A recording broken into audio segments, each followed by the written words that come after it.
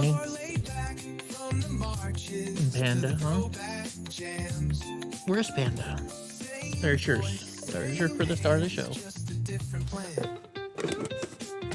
Surprise Panda's not coming right now. Well, we'll see what happens. She'll be here. Alright, let's get going. Let's move on with this show. How's everybody doing today? We're getting started off here right away. We're getting started off easy here. So Elizaveta Krenvangelich, Vladimir Putin's daughter, now lives in Paris under the alias Luisa Razova. Yeah, I don't think I want to be known as Putin's daughter, would you? Как вам вообще в Европе живется, такой ненавистной, проклятой Европе, гей-Европе? Или как там у вас? I mean, how can you even live here? Europe, this hateful Europe. Say something. Do you support your dad's policies? You have no permission to film. Of course, that's, you have no permission to film me. Of course, that's what she's gonna say. Could you imagine being Vladimir Putin's daughter and you do all that to hide your name and stuff, and well, you get caught out anyways? That's this young lady. I don't know if she stands by her dad or what, but who knows? All right, so this morning, severe storm hammer southern Minnesota with multiple tornadoes, baseball-sized hail, and damaging winds hitting the region. The National Weather Service confirmed at least 3 tornadoes touched down Monday evening as an extreme weather ripped through the region with several areas placed under emergency tornado watch. Oh, wow. I didn't even check in with Pam.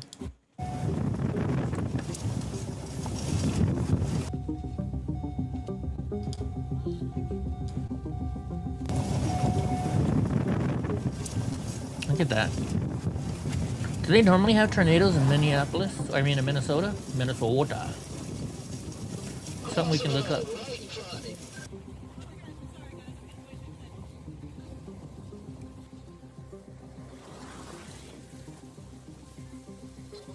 I guess it's southern Minnesota, so that's different, right? It almost looks like it's not hitting the ground, though, doesn't it? Oh, no. Well, I don't know. It's hard to tell with that view. This is probably from a live stream, so the video quality is not as good if you're out in weather like that, I can only imagine. Wow. All right, hold on. Let's look. Let's look it up a little bit. Oops, what am I doing? Hold on, Don. I just gave you one. Now you're begging me for no more already? Does Minneapolis have tornadoes regularly? Let's see. Let's find it out. No, I said Minneapolis. I meant Minnesota. Minnesota. Normal thunder. Whoops. Tornadoes.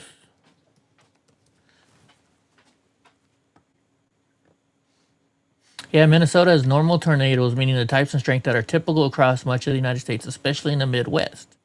Frequency, the state averages about 46 tornadoes per year. Interesting. We learned something new here today.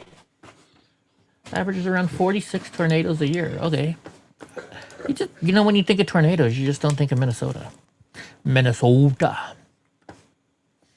All right, so a senior Trump administration official tells Bill Hemmer Iran is really fearful as the U.S. blockade squeezes its economy. And I saw a post later on today, that's later on in the show, saying that the Iran war is over, that Trump has declared it, but I don't think that's true, you know, so I don't know what to find out. A little bit. Just got off the phone with a senior official with the administration. What I can tell you is that, quote, a lot is happening today and tomorrow. We have all the ingredients for a deal, but it's not all there yet, which goes a little bit along the lines of what J.D. Vance was saying last night with Brett. The blockade with regard to Iran has Iran, quote, really fearful, which chokes off their economy. So watch that now with the U.S. Navy trying to interdict any ships passing the Strait of Hormuz, Gulf of Oman, up into the Persian Gulf. So all right. It's a little bit of something. A little bit more. Okay. Some news? A little bit. Just got off the phone. Okay, interesting. Okay. Uh-oh, we just got watch.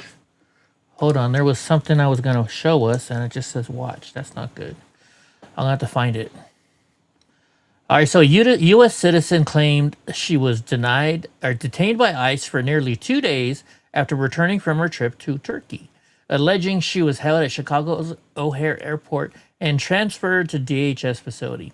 In reality, surveillance footage and records show Sunda Sunny Nagvi was never detained by ICE or jailed. Instead, she checked into a Hampton Inn near the airport, stayed for several days, enjoying spa treatments, gym access, and free food, while sending text about using a card for expenses and being spotted at a gas station.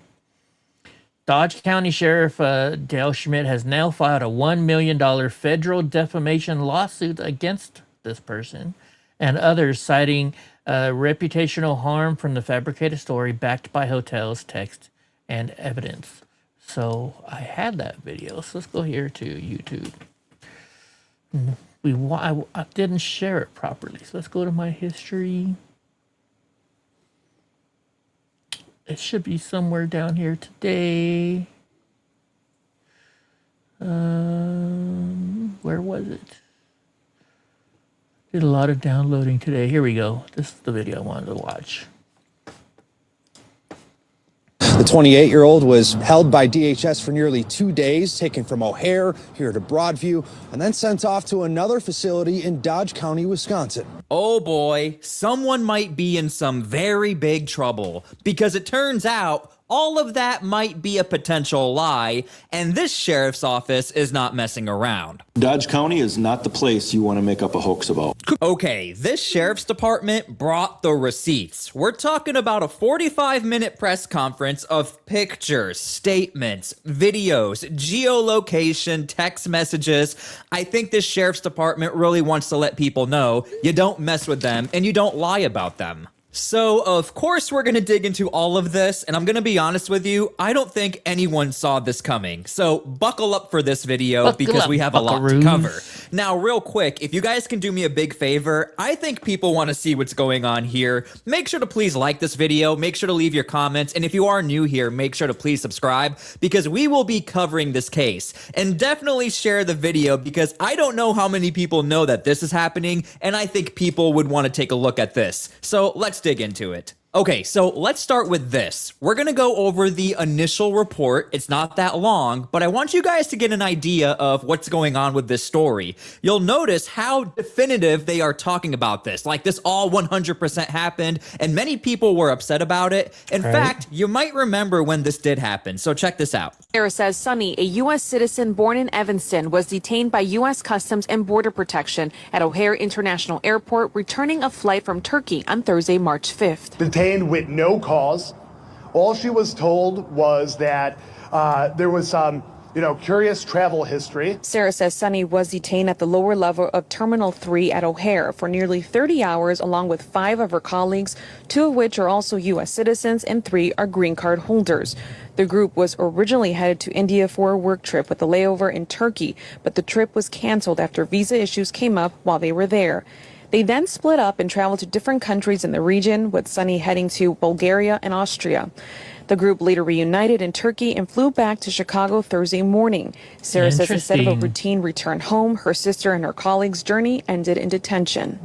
Okay, so keep in mind, there are many people who are affirming this story. And leave your comments down below. Let me know if you remembered when this happened. Because very early on, Homeland Security is like, hold on, this did not happen. And so did the Sheriff's Department early on. Everyone was denying this happened. But of course, there was a lot of pushback because here we have people saying, no, it did happen. This all happened. The fact that this could happen to any U.S. citizen should terrify us all. Family members say after more than a day of detention at O'Hare, Sonny's phone signal was tracked to the ICE facility in Broadview.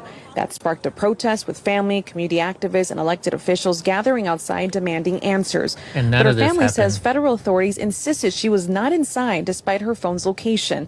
Hours later, at around 2 in the morning on Saturday, they say her phone turned back on. this time pinging from the Dodge ICE facility in Wisconsin. Okay, so let me know if you guys do remember that story, but Not now really. I do want to show you very early on, again, DHS Sheriff's Department's denies Skokie woman's claim she was held at O'Hare taken to ICE facility. There were denials up front, but at the beginning of this video, I said I don't think anyone saw this coming, because this is not the first time we've seen Homeland Security always say, this never happened, it's a media hoax, and basically it's up to the public to decide how they feel about it. However, this is different. Now we actually have a sheriff's department saying, hold on, this is all completely fake. We have all of the receipts, all of the evidence, and we're gonna bring this to court and we can decide how we feel about it in court. Is right, Cheryl. Today, the Dodge County Sheriff said Sundance Sonny Knockvey's story was made up, and he's demanding action accountability for what he calls lies. Sundance Knockvey was not detained by ICE at any time. She was not transported to Broadview Detention Facility. She was not transported across state lines to Dodge County. Wow. Okay, so right off the bat, he's also defending ICE. Keep in mind, this is the sheriff's department, and he's straight up saying, no, no, no, none of this happened. Again, that's why I pointed out at the beginning of the video, you heard people speak definitively. This did happen. We have the proof. It all happened. He's saying absolutely not. By law enforcement, anyway. She was not in the custody of the Dodge County Sheriff's Office. Dodge County Sheriff Dale Schmidt in his lawsuit outlining what he calls a hoax allegedly carried out by 28-year-old Sundance Sonny Knockvey. Knockvey's supporters spoke out last month after the Evanston native claimed she was detained at O'Hare Airport by Customs and Border Protection for 30 hours. Her family says she was then sent to the ICE detention facility in Broadview and later transported to a facility in Dodge County, Wisconsin, where they said she was released Saturday, March 7th. According to the lawsuit, Sheriff Schmidt says Knockvey was actually staying at a hotel near O'Hare. I told you guys they brought all the receipts. Apparently she was staying in a hotel, according to the sheriffs. And allegedly sent text messages from her room. She checked into the Hampton Inn and Suites in Rosemont, Illinois for the entire duration of this alleged event. Travel from the Hampton Inn and Suites in Illinois to the Holiday Inn Express in Beaver Dam was done to complete this hoax. She scammed a victim out of thousands of dollars in pursuit of this hoax against the federal government and the Dodge County Sheriff's Office. During the sheriff's news conference, he displayed what he says are messages from Knockvey at the time she claimed she was in custody. One message says, quote, going to look into this hotel. Another says, in the room now. And then there's this image also shown at the press conference in which the sheriff says Knockvey was spotted at a store in Wisconsin during the time she says she was being held by Dodge County officials. Remember, this is all allegedly. I want to put my disclaimer out there, but I mean, this is in public, guys. Wow. This is a video. This is video footage of her walking around at the alleged time of her imprisonment, being detained. Sheriff Schmidt says this isn't according to the sheriff's department. Knockvey's first time lying to law enforcement. Court records confirm a 2019 case in which Knockvey filed a false police report with Skokie PD claiming she was sexually assaulted in a park. She pleaded guilty and did 2 years of probation, and So the this is case not her was then first time dismissed. lying like The this. sheriff personally suing Knockvey for her alleged defamatory claims against his office. The sheriff also suing Cook County Commissioner Kevin Morrison for defamation. Morrison held a press conference on behalf of Knockvey last month. They asked for Sonny's phone number so they could search the facility for her phone. Yeah, I forgot to mention this part. Let's go ahead and get to the press conference because the sheriff also goes in on this situation talking about the press conference. We are going to go through it first before we make that publicly available. So the press conference that happened on She's March a U.S. 8th. citizen, so we can't exactly This was deport done her, by Carl. Cook County Commissioner Kevin Morrison. He was then a candidate for Congress. Since then, he lost the election, but this was in the few weeks leading right up to that election.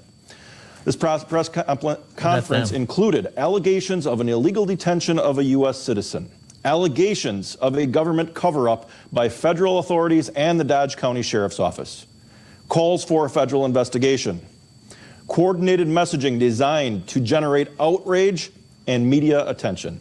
And there are 4 key takeaways that I want you to all have. This video is not evidence, and it is simply advocacy. The claims are unverified, uncorroborated, and misleading. It represents a manufactured narrative not established by fact, and extraordinary claims require verifiable evidence. That evidence, it does not exist.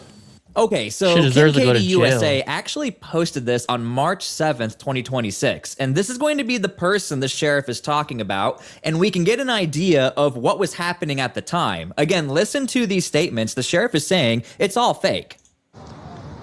Kevin Morrison here, sharing an update. We are starting to mobilize people. The story keeps changing. CBV is now saying that they never had her in detention whatsoever. What we know for sure is she was stuck in the same location at O'Hare International Airport for 30 hours, a U.S. citizen born in Evanston. I got a whole bunch of news to go through first, bud. In front of the Broadview ICE Detention Center, where up until an hour ago, her phone was continuously to ping from within the facility. Now, I was asked approval from an immigration attorney on whether or not it was okay to share her phone number so they could search the facility for her phone. They did that. And then within 10 minutes, her phone either died or was turned off, conveniently enough. And then 20 minutes later, they allowed 2 Cook County sheriff into the facility to search for people. Now, this is ridiculous. We know for a fact she was stuck in the same location. Once again, Sonny Nakvi, a U.S. citizen born in Evanston, stuck at O'Hare. 30 hours she was detained there. She was detained with 5 of her co-workers, 2 other U.S. citizens, 3 individuals with Pakistani passports. All of them are from Pakistani descent. And now we're here at the immigration facility demanding her immediate release. This is why you don't. So let me know how you feel. This is why you just don't run with stories, right? Because you got to verify everybody. This guy, you know, this is the problem with our new Facebook world and TikTok world. You just read the title and go, oh, yeah, I'm going to share this because it's great. And it's actually some bot screwing you over. Let's go back to the evidence the sheriff is displaying to the public, and you guys can decide how you feel about it. And apparently so can the court system. Again, make sure to please get this video out there, share the video, like it, leave your comments. I have never seen anything like this as far as all of the receipts. We're talking about raged from beyond. These are the types of things that we as elected officials, that public officials get when media put out information that is not verified. And many times it's false information that goes out, and we get these regularly. And I don't think that the media understand the impact that these kind of stories have on real people every single day. So now let's go through what actually happened. You all saw this picture on the DHS website. This shows a picture of Sundas Nakvi going into Border Protection at 10:21 a.m. on March 5th. She entered secondary inspection at 10:46 a.m. She left secondary inspection at 11:42 a.m. Remember that time, 11:42 a.m. DHS states she was not in custody at all after leaving O'Hare. No transfers occurred. No individuals from her flight were sent to Broadview or elsewhere. 11:42 a.m. Shortly after, she went to the Hampton Inn and Suites in Rosemont, Illinois. She checked in at 1:17 p.m., just a little over an hour and a half after she left the secondary inspection. She checked out at 1:32 p.m. on March 8th. That's after the alleged detention and release. And I have a witness that has verified and provided evidence of that story, and I'm going to share some of that with you here today. These are text messages that took place during the alleged detention, and they're all time-stamped. At 12:47 p.m., Sundas sends a message to the victim in this. There is a victim here, and also my witness. I cannot identify that victim/witness under Wisconsin's Marcy's Law, the Victim Witness Rights Law, or constitutional amendment, so I have to redact all of that information. But at 12:47 p.m., a message is sent from Sundas to this witness, going to look into this hotel. At 1:52, in the room now. at 4:36 p.m. May I use your card to order some food? 5:04 p.m. Going to check out the gym in like 5, just finishing an email. I don't know how to respond to, LOL. Don't know what that email was. Let's look at the So how's she guest texting from folio. jail? I blew it up for you. This is the full from sheet. ICE I'll show you the detention. details of what it says. The primary guest, Sundes Nakvi, Skokie, Illinois, because I still will protect her rights. I have redacted some of the information about her, but I can confirm that the address is her address on her driver's license, which is consistent with what her family has provided to me. Check-in date, March 5th, 2026. What time? 1:17 p.m., as I said in the previous slide. This is from the Hampton Inn guest folio itself. She Nice. checked out at 1:32 p.m. on March 8th. But that could be somebody else, right? She was not in Possible. custody. This is the distance from O'Hare to the Hampton Inn. For those of you from the Chicago area who have ever been to O'Hare, you know that when you're in O'Hare, it takes you a while to get out of that building, right? So if she left at 11:42 a.m., it would have taken her a while to weave her way out, to get to the outside, probably to find an Uber or somebody there to pick her up, and took her 7 minutes to the Hampton Inn. That's how far away it was. Here are some more text messages during the alleged detention. At 4:55 a.m., there was some small talk that continued, and I'm only giving you a small amount of the text messages. There were a lot of them during these times. May I use your card to pay my spa lady? Now, I don't know about you, and my staff have never reported one. There is no spa at Broadview in Chicago, Illinois. I can also tell you there is no spa lady in our jail here in Dodge County. May I order some food with your card? Should I check out? These are all exchanges going on while she's allegedly in custody. Interesting. I'm going to fast forward to March 7th. This is the morning when she allegedly was released from the sheriff's office here over at the jail. Sundes Nakvi asked our witness to drive her to Wisconsin to help her sister, who you saw in that press conference, who was allegedly having car trouble. He tells me, well, I thought it was going to be Kenosha or something. I didn't think it was going to be Beaver Dam. Halfway here, Oh, so it's a guy. she asks him, will you take me to Seipel Boulevard in Beaver Dam? And he gives me the specific address. That is the Holiday Inn Express and Suites. On the way there, they stop for gas and the restroom at the Fireside Market in Slinger. Some of you may have seen it on your way here. The arrival time there was at 5:38 a.m. Video was obtained of the witness and Sundes Nakvi at the gas station. Their departure was at 5:47 a.m. Here's a video of the approach. Right up here is the vehicle. This is the victim's vehicle Wish I would show us approaching. that. They roll up, get down to this area. She gets out of the car. I'm not going to waste your time watching a lot of parking lot video because it's hard to see. Let's move forward. This is the inside the restroom. This is Sundes right there. 5:46 a.m. coming out of the restroom. I blew up the picture for you so you could get a clear picture of that it's her and that it is the same clothing you saw earlier. Okay, so I wanted to let that play out to show you guys how much work went into this presentation. Again, all of the slides were provided to the public if you guys want to go look that up. And Wow, cops yeah, really did their due to me, diligence. this was a masterclass of trying to provide and show evidence. I think in today's day and age, I think the sheriff knows this, so does Homeland Security. You have to show the most clear-cut evidence. You cannot have 0.1% of deniability that this is fake. And look, again, you are innocent until proven guilty. That's my other disclaimer. The sheriff knows that as well, but I think he's also showing you guys this, and you can come up with your own opinion as far as the timelines that was being reported to us from the media, from other elected officials. This seems to be, pushing back against that narrative. So let me know how Just you a all little feel bit. about this, and I will definitely be covering. Wow. Yeah.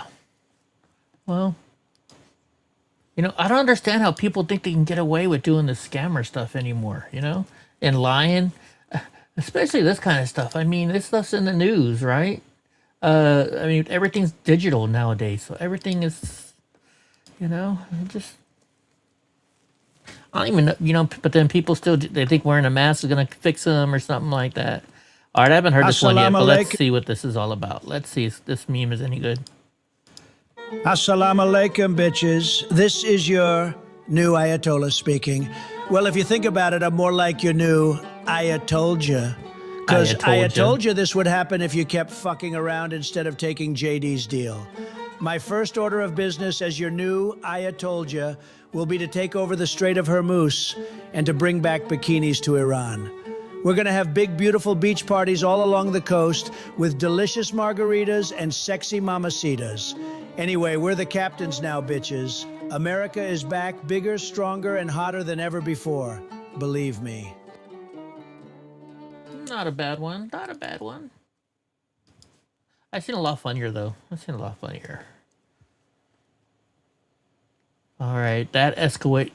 We got a quick video to watch. All right. Before we get into all the Swalwell stuff, there's a lot of Swalwell stuff coming off a lot. Shut the fuck up. Whoa. Who the fuck you think you are? Who the fuck you think you are? Hi. Please wait. It may take me a moment to answer. What the heck? Hello? Yeah, what's up? Hello? What's up? What is that? Notice from the landlord. Tell me you can stick it up his... Go to hell. Get off my property. Fuck you. From the landlord. Come outside and say that shit. So, bro. Tell him to get off my property. Stop all that shit, nigga. Wow. Shut the fuck up. Do you want me to call the police? Who the fuck you think you are? Who the fuck you think you are? What the fuck is wrong with you? That's my son. I'm in Arkansas, and I'll call the police. I'll call the federal officers. I'm doing. Who the fuck you think you are? I think they changed the voice of the person.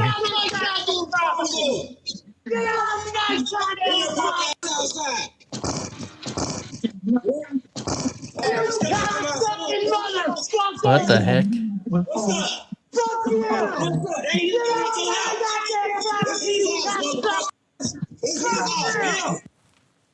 Okay, I don't understand half of what's going on here. I think this is a heavily edited video. I'm not even playing any more of it. It's just edited way too much. Just way too much to edit on there. All right, Representative Luna. So this is earlier today. It says if Congressman Swalwell has not resigned with the clerk of the House by 2 p.m. today, I will continue my resolution regarding his expulsion. His statements about his plan to resign his seat is not binding and is wormy. The same goes for Tony Gonzalez, right? Ugh.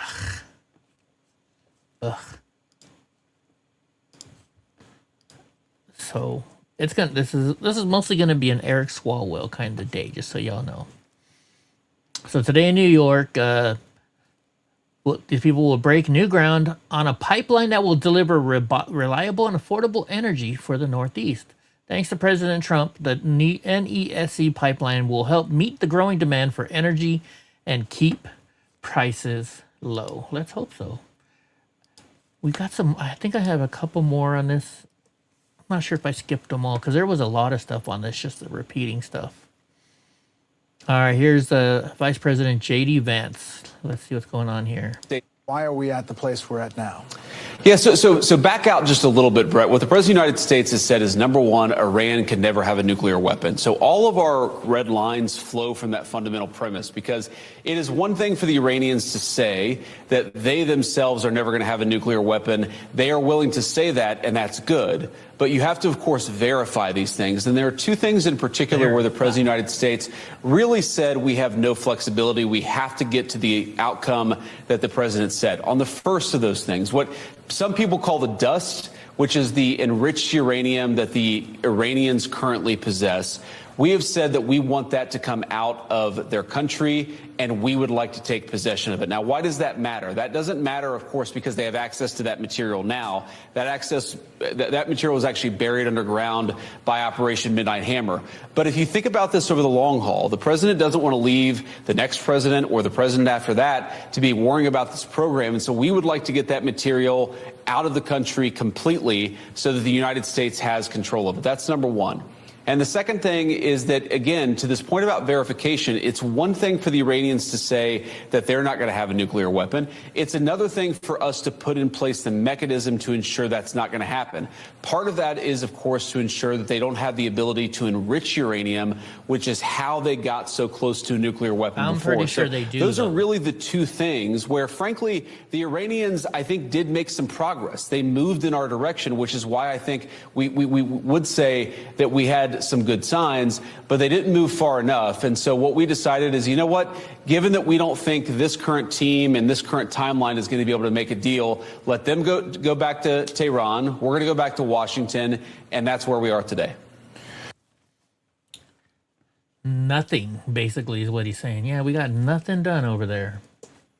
Which I'm not surprised. I didn't think that I thought this was all a hoax for Iran to use the 2 weeks time to get more weapons, to get their stuff fixed, and I believe that's what's going on right now. All right, so this is from Benny Johnson. Eric Swalwell is going to prison. New explosive revelations from Congress claim the girls were underage. Representative Anna Paulina Luna dropped the receipts and says Eric Swalwell may end up in jail. Well, let's watch this whole little thing here. You know, ultimately, the red flag in the Eric Swalwell story was this haircut. It's the frosted tips. Everybody who had this haircut in 1999 is either in rehab or in prison, and Eric Swalwell will most likely be in both after the destruction of his political career and maybe his life as a free man, mainly because he lived by his senior quote right here, and this is real, we checked, when you can't have it, you must take it. Really? That's real, This was what Eric Swalwell told his senior class in 1999. And boy, he lived out those values. He lived out that motto. Here's a video of Eric Swalwell taking it from a sex worker. And now Eric Swalwell's career is taking it. There is nothing left of his career. Eric Swalwell, again, may well be going to prison for this video and others that we hear are about to drop. Let's see if he talks about who the other person is in the video. To it, Eric Swalwell resigned from Congress last night. Didn't say when he's resigning, but he said he's resigning. He also dropped out of the California governor's race, leading to the single funniest comment ever on X. He says, I will fight these false allegations that have been made. Donnie? That's my fight, not the campaign's. Elon Musk saying, bro, you should definitely fight the false allegations, especially all the videos of you doing weird shit with hookers. Remember, when you can't have it, you must take it. The red flags were there, that's for sure. Here's Eric Swalwell's congressional resignation also, and that's because of what we learned last night. Eric Swalwell isn't fighting these false allegations because they're on video and there's a lot more to come. In fact, he's going to be fighting a court case now because allegedly these individuals are underage. Right. Just a reminder, Eric Swalwell was the biggest harpy on the Epstein saga, constantly attacking Republicans, constantly attacking Donald Trump, constantly labeling any Republican as nasty of an ad hominem as he possibly could. Now, allegedly, according to Anna Paulina Luna last night on Jesse Waters' show, these are underage women from Jesse Waters, Anna Paulina, revealing is that many people on the Hill knew about this. Many reporters have come forward, even in talking to me, saying that they had heard stories about this. But I do think that he has serious criminal problems on his hand, and I do think that he might end up in jail, Jesse. And if I could just share with you for a moment, not only did I receive forensic reporting showing that, you know, that infamous video of him in the hotel room was indeed him. It was not AI generated. But I'm also being told that, more stuff is going to be dropping in the next. Also being told that more stuff is going to be dropping in the next 24 hours, and then also potentially the individual that recorded that video in that hotel room, Jesse, was a female and she was underage. Oh, Just so the audience is aware, there's a video that's circulating. Fox hasn't confirmed it yet. It appears to show Swalwell on a bed, maybe another guy making out with a girl. That's it. That's all we know. But if what you're saying is true, and we don't know, but if that's true, that is very, Yikes. very, very bad news. But back up. You're saying reporters on the Hill knew Swalwell was a shade ball, but didn't investigate? Because why? Because he was a Democrat? I don't know why they didn't push this further. I think that there's a lot of kind of back scratching taking place on the Hill in general because it's happening within our own party as well. But yes, they knew about it. They did not report on it. And you're seeing now that, I mean, I don't know about you, Jesse, but I don't have 50 staffers, let alone 50 staffers that would come out and say that this is wrong and that you need to resign from office, right? So it was clearly a pattern. And as you're seeing with some of the text messages coming out, and I think, again, with this criminal investigation, there's a lot there with him. So, yes, he resigned, I think, to maybe save his family going through this. But ultimately, at the end of the day, when he did what he decided to do, just based on the grounds of him having an inappropriate relationship with a staffer. But now we're looking at the criminal activity. And I stand by what I said because I saw, again, the forensics report of that video. And if that is true, I would suggest that the Manhattan DA look into that. And the Manhattan DA is actually looking into this. We have confirmed that, as is the FBI this morning. Eric Swalwell has maintained that none of the allegations against him are true. And now that he's resigned, we would like to welcome him to sit down with the FBI and share the information that he has. We also encourage and welcome any person of relevant information with these matters to speak with us. The door is open to all, says Cash Patel this morning. Ooh, baby. That is crispy from Cash Patel. And let me tell you what, there's more to come on this. There is some major problems. Hey, what's up, Josh? Thanks for the raid. Is there potentially thanks for the raid, 3 or bud. I 4 appreciate other it. people in the room? So what is everyone doing here with a sex worker? Also, there may well be another elected representative right here. We'll get to that Gallegos. in just one moment. Who is the woman in the video? We have ID'd the woman with Eric Swalwell. Clear and convincing evidence. Standard was used. Tattoo on the right forearm. Confirmed. Facial recognition results.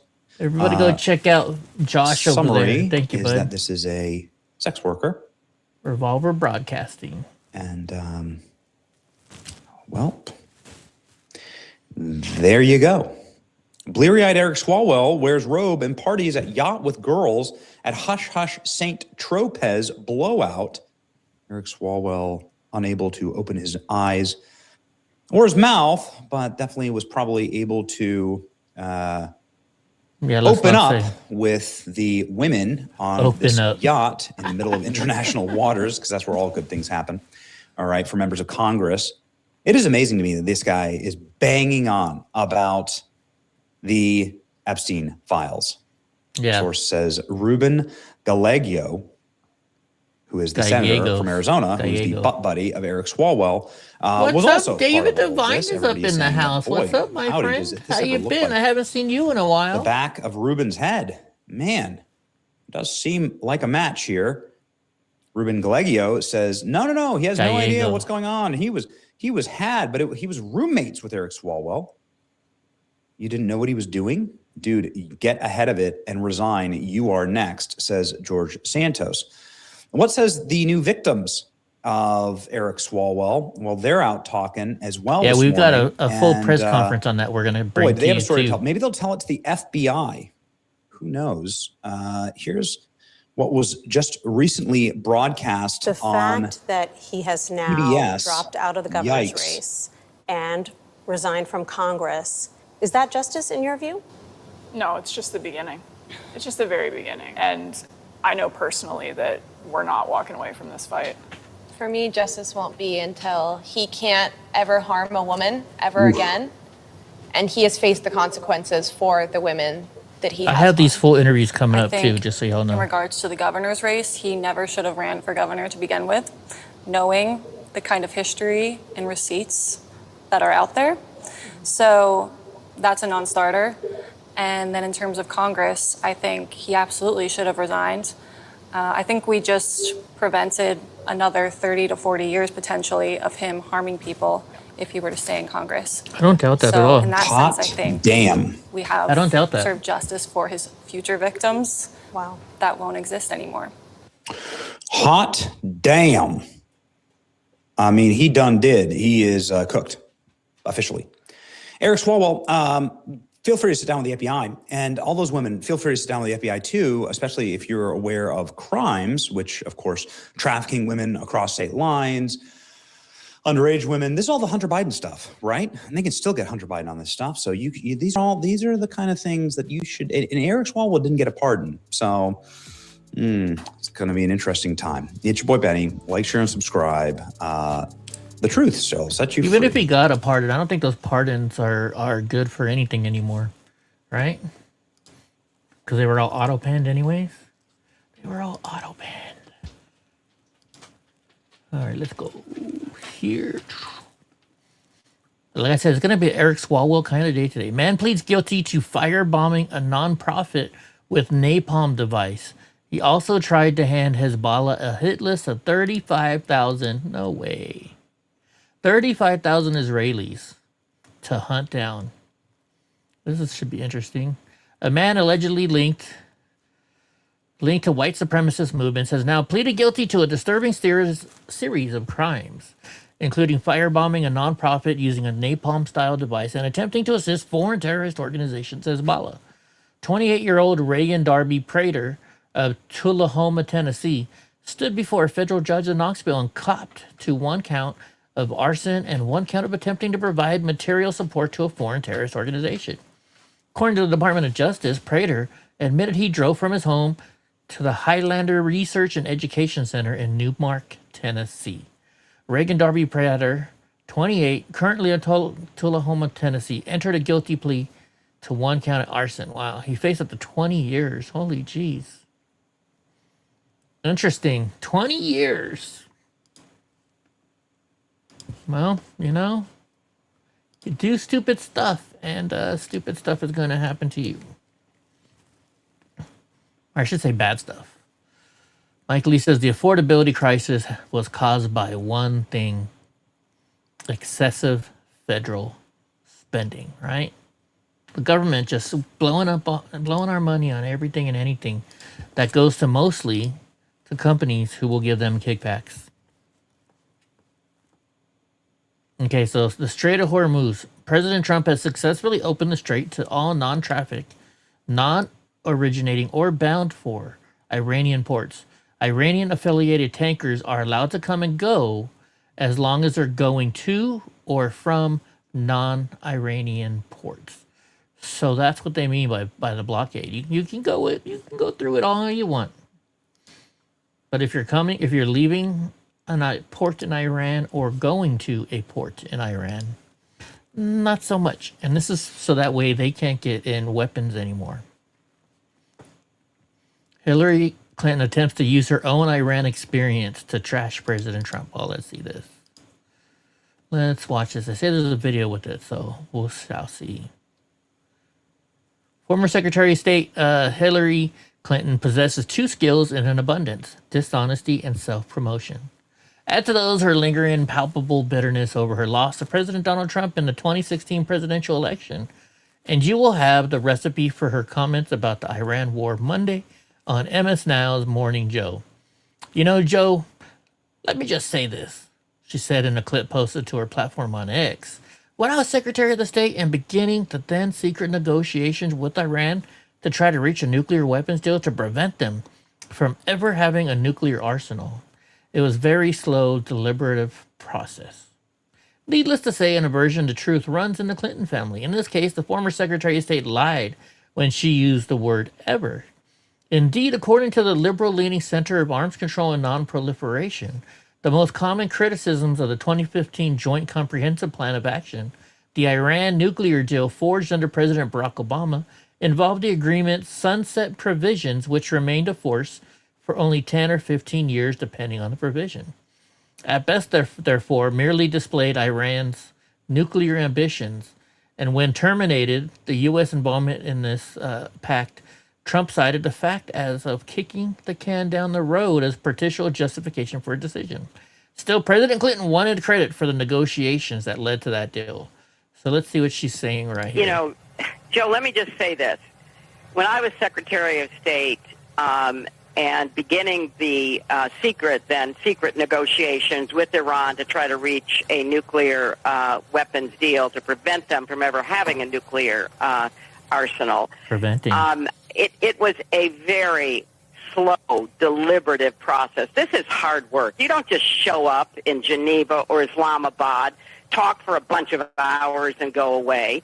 This is hard. So she's trying to say, look how hard I worked for this back in 2015, right? And all they did was go for a couple hours to Islamabad. Yeah, it's not just that. They've been working in the background for a lot longer than we think, folks. All right, let's get her out next. So the House Ethics Committee finds that Congresswoman Sheila Sherflus McCormick guilty of ethic violations. What are they going to do about it, though? Let's see. And it seems like these intimidation tactics have been pervasive. We spent all week seeing different members getting censured. Look at that ring. Intimidating and kind of distracting from the Epstein files. And is that expensive? I don't know. So I can prove myself and actually state the truth. But if this is what Congress is becoming, where they're always trying to intimidate you, scare tactics, especially attacking minorities, black and brown people, then we're going to have to keep fighting for the district. And everybody has been giving me so much support, and we're going to keep fighting until the district gets what it needs, which is fair prices, housing, and fair representation in Congress. Did so you thank you so improperly much. use the FEMA Calls on some of your colleagues to step down or resign? They won't. It was my district, and so we'll keep fighting for the people and keep working like I'm we're gonna doing keep now fighting until they get what they need. So we're here for the people. So the only people who elected me should make that decision. Thank you so much. I also wanted to ask you about the investigation into your families, but this is also part of her congressional duties. Congresswoman, you know, you're under investigation for the congressional ethics for violation of campaign finances. Congresswoman, this is your district. You have to answer to these people. No, she doesn't. She's like, I don't got to do anything I don't want to do. I don't got to do anything I don't want to do. That's what she's saying. Funny how quickly they just start ignoring you when they, you know. That should say it all, right? That should say it all. ABC, NBC have yet to cover the massive hospice fraud in California, in Gavin Newsom's California. ABC, NBC silent on it. Gee, I wonder why. They're also pretty silent on Eric Swalwell, aren't they? Good old Swalwell. Good old Swalwell. All right, a growing number of patients are requesting unvaccinated blood for transfusions, which experts warn can delay care and create risk for patients' health. There is no evidence that unvaccinated blood presents any safety benefit whatsoever, according to a new study. Yeah, but I'd rather have, you know, like the last time I had a surgery, I had to store my own blood. So they took my own blood, and that way they gave me my own blood during the surgery. So I wonder if if you can do that now. How long can they store your blood? Okay. Can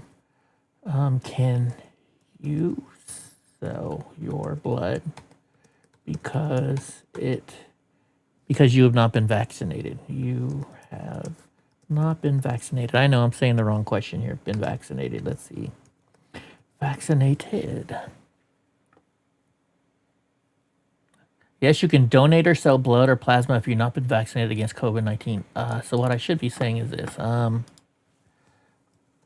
there companies out there who buy non-vaccinated blood? Let's see. Let's see. No, there are no legitimate companies in the U.S. or most countries that specifically buy or pay extra for blood. Major plasma companies and blood centers do not ask or record your COVID-19 stuff. What does that exist? Somebody needs to start this business up then. They really do. They really need to start this business up. Because I'm sure there's going to be a chance to get some good money from that. Don't you think? Don't you think? Don't you know? All right, Justin, Iran folds and says they will not test the U.S. in the Strait of Hormuz. This is from the leading report. I don't know where they got their information from. I haven't seen any information like this anywhere else. So you can take this one with a grain of salt. When I go through these earlier on in the day, I'm like, okay, well, I'll leave it up just in case we find something, but I don't think I have today. All right, according to Jonathan Turley, the media is content to call Swalwell a monster without delving into who created and released that monster. Swalwell is no self-made man. He is a made man of the Democratic establishment. And they're saying the enablers knew the truth and they don't care. And, you know, it's all part of their plan, right? Just because they build you up, they can also take you right back down, right? I brought you in this country. I'll take you out. Right? What's that old Bill Cosby thing? Isn't that what he said? I think that's what he said. I could be wrong. I could be wrong. But you never know. You never know. Sorry, I'm hitting some buttons over here. So is Eric Swalwell going to jail? Let's go to this video. Whoa! Hello. Oh, that's an 1.5 hour long video. No, we're not going that far into it. Okay. So goodbye, Link. We're probably going to show all the stuff he's going to show anyways. So diamond chain snatched right off the neck in Detroit. Wrong place, wrong time, wrong crowd. Yeah. Oh, hell! Plug. Hey, what's up? Hey, did a one nigga try to take your chance? Hey, oh, shit.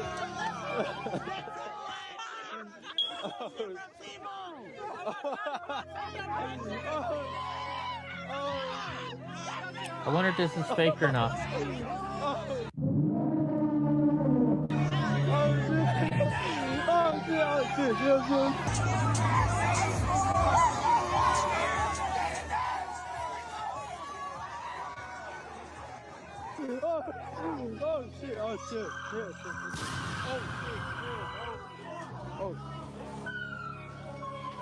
Bro, that's enough time. Chill. No, you're right. They take that shit? Oh! They took it. No! What happened? They took it. His chain. No, he had a chain. Bro! They took his chain. No! I'll bring you into this world. I can take you out. That's right, Carl. That was it. I brought you in this world. You good, bro? I'll take you out. This is my man. Oh, yeah, I got you. Nah. They took it, bro. Yeah, they took it. I took it now, bro. You know, you can't. I mean, first off, you shouldn't be going. I wouldn't be wearing chains or anything expensive in Detroit, Chicago, LA, anything kind of like that. But you know, even anymore, you don't want to wear it anywhere now. Europe is desperate for energy, and yet the United Kingdom refuses to open the North Sea oil, one of the greatest fields in the world. It's tragic. Aberdeen should be booming. Norway sells its North Sea oil to the UK at double the price. They are making a fortune. UK, which is better situated on the North Sea for purposes of energy than Norway is, should drill, baby, drill. It is absolutely crazy that they don't. And no more windmills. No more windmills. Yeah, those windmills. No bueno. No bueno for the windmills. All right. So even Stephen A. Smith rips into Eric Swalwell after previously having him on the show, calling out the disgraced Democrat over his sexual misconduct. It's clearly evident that as a married man, he was looking to get his groove on elsewhere. There's no way around it. No way around it. You know? And I mean, for being in your position, how do you think you're going to get away with it? So Eric Swalwell promised a college student professional mentorship. The catch was she had to come to his hotel room. Other women who accepted similar invitations from the married congressman reported being great. Anika Albright just broke her silence. How many women did not go out in time? So we've got a whole, I think it's like a 20-minute long video of this woman going over everything that happened to her. I haven't watched it yet. I just remember it's long. So get this. We talked about this the other day. A 10th person now is linked to top secret U.S. nuclear research, has disappeared without a trace per the Daily Mail. Where are these people going? Is a government getting rid of them, or somebody getting rid of these people? Or is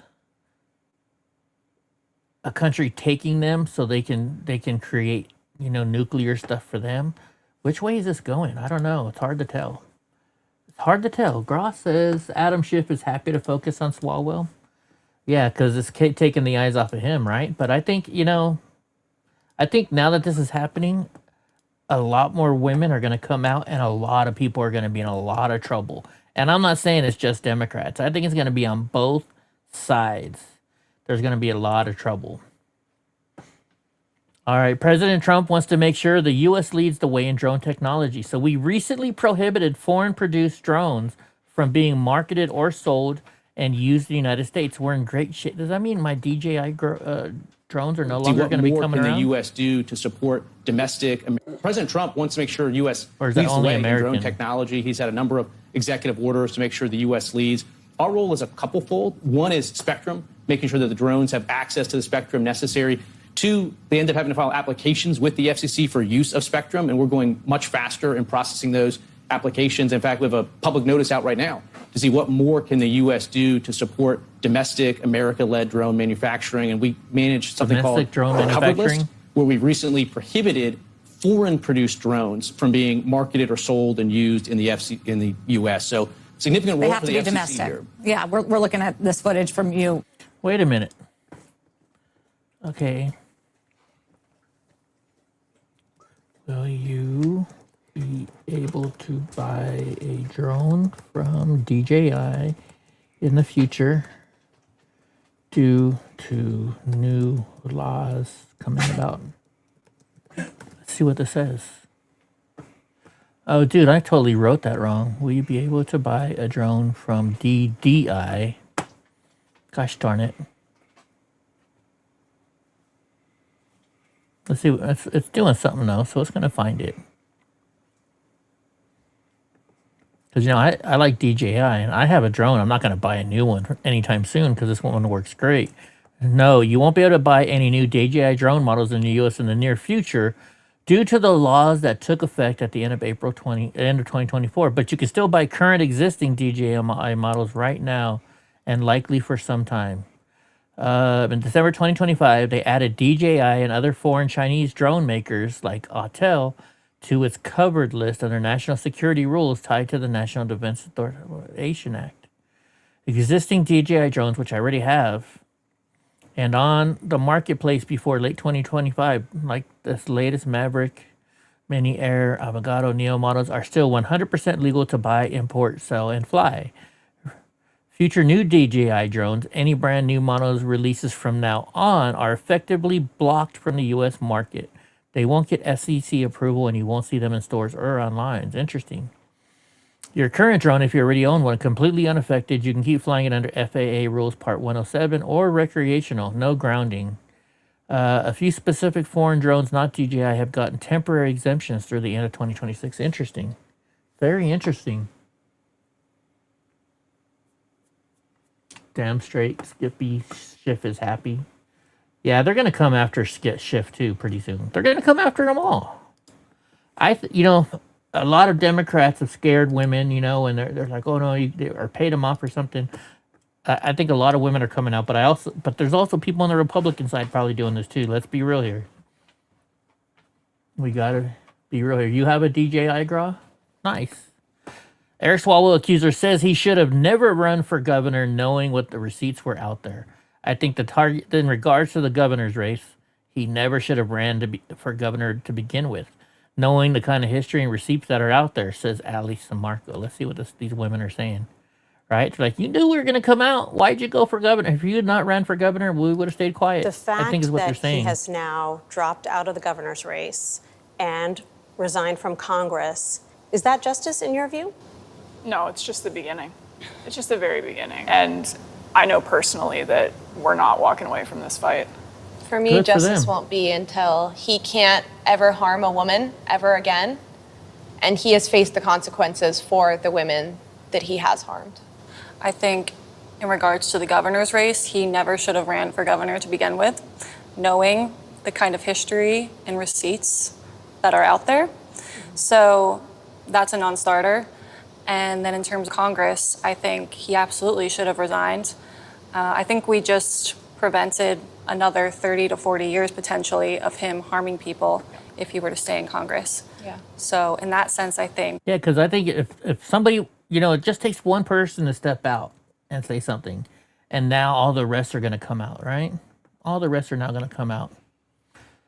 We saw internal emails where the Justice Department prosecutors were working with NGOs and nonprofits to go after pro-life individuals. Wow. I do, and I disagree not because it's just my opinion. I disagree because of the work that we did over the past year at the department, understanding what happened that led to these completely inappropriate results. And prosecutors have a big say in sentencings in the federal system. The judge ultimately imposes sentence, but what we saw is prosecutors arguing for really harsh sentences, inconsistent with what they should have been doing and inconsistent with what they were arguing when it was exactly the opposite. They go after the conservatives. We saw internal emails, internal correspondence, which is now part of the report, where Department of Justice prosecutors are working hand in hand with NGOs and nonprofits to target and go after pro-life individuals who were not. You know, it's funny you say that. Mac for Trump says, where are all the Democrats now?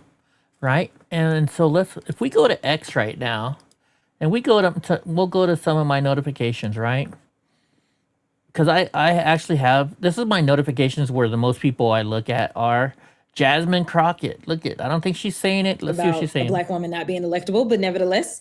Okay, well, she's not talking about it, right? Turning Point, Gateway, Premier. Donald Trump has created a, see, they're not talking about Eric Swalwell. Seconds after disaster. Let's see. Blue Sky Lives. Winter. AOC talks about how it's less expensive. Medicare. Where am I? Cory Booker. Nothing about it. Governor Newsom. Nothing about it.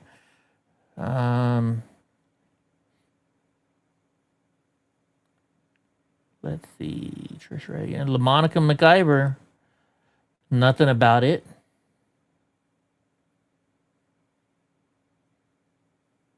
Mike Lee is Governor. Let's go to Governor Newsom's press conference. Let's see if he says anything about it.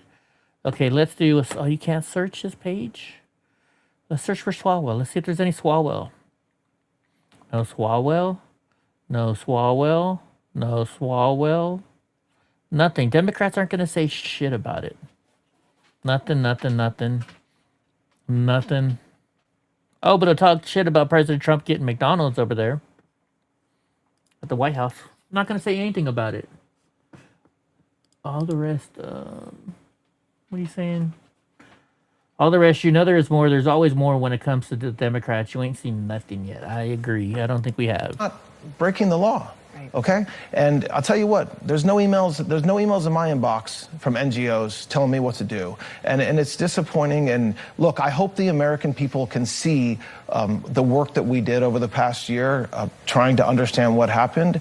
But once they see it, I think folks will be frustrated and disappointed.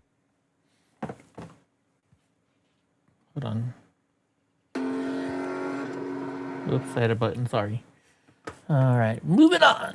There's got to be more Swalwell stuff, I'm guessing, because that's pretty much all that was in the news today. So many more examples to add to the list now. Let's see what Lauren Boebert's saying. And then the cherry on top.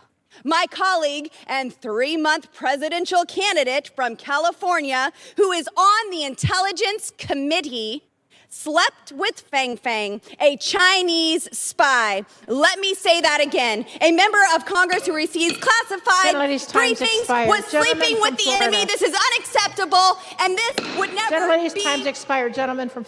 And then the cherry on top. My colleague and 3-month. Trying to fix something. I can't do it in time. Fang Fang. Let's see what's going on next here. You had no idea. So they're asking Nancy Pelosi if she had any idea what was going on Swalwell. Let's hear her answer. Some Republicans and others are saying that Democrats turned kind of a blind eye, that they knew what he was up to or what the allegations were. That is absolutely positive. And it's true that they may say that, but it is absolutely not true. You had no idea? None whatsoever. None whatsoever. Anybody believe that bull? I had none whatsoever. Anybody believe Nancy? Nancy knows the dirt on everybody in Congress. Her and Schumer, they know all the dirt. All right, let's see. Here's a video real quick. The fact that he has now dropped out of the governor's race and resigned from Congress, is that justice in your view? No, it's just the beginning. It's just the very beginning. I know we saw this already. I know personally that we're not walking away from this fight.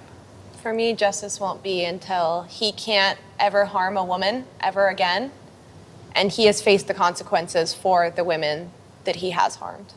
I think in regards to the governor's race, he never should have ran for governor to begin with, knowing the kind of history and receipts that are out there.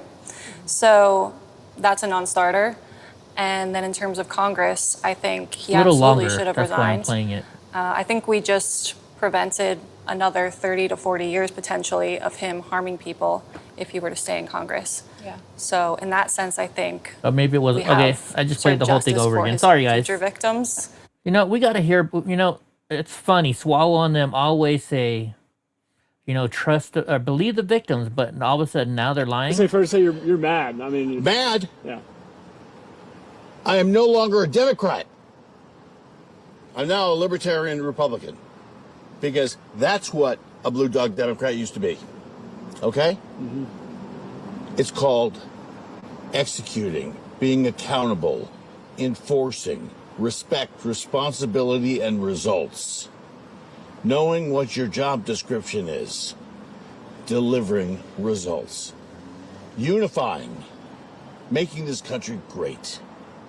The great brand we have, okay? So here's the weird thing. So they say former Swalwell donor, but they don't say who he is. And a lot of people say he's libertarian now. What the fuck does that mean?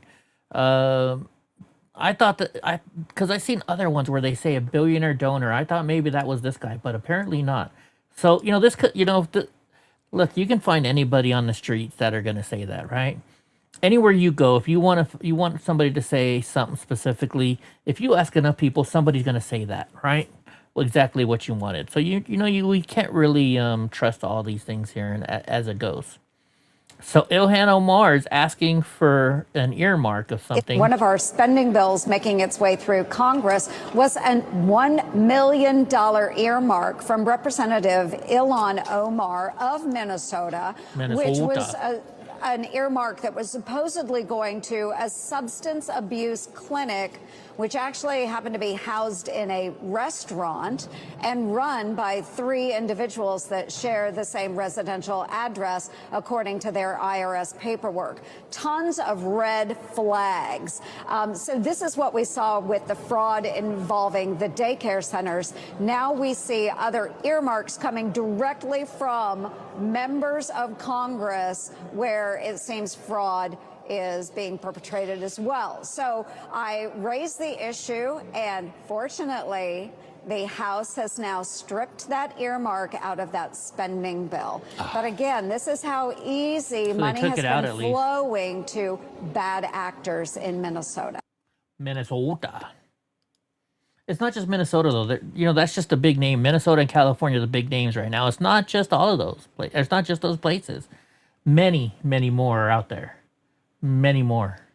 All right, the Strait of Hormuz. President Trump deployed 10,000 troops and a dozen warships to seal every Iranian port. And in the first 24 hours, not a single ship made it through.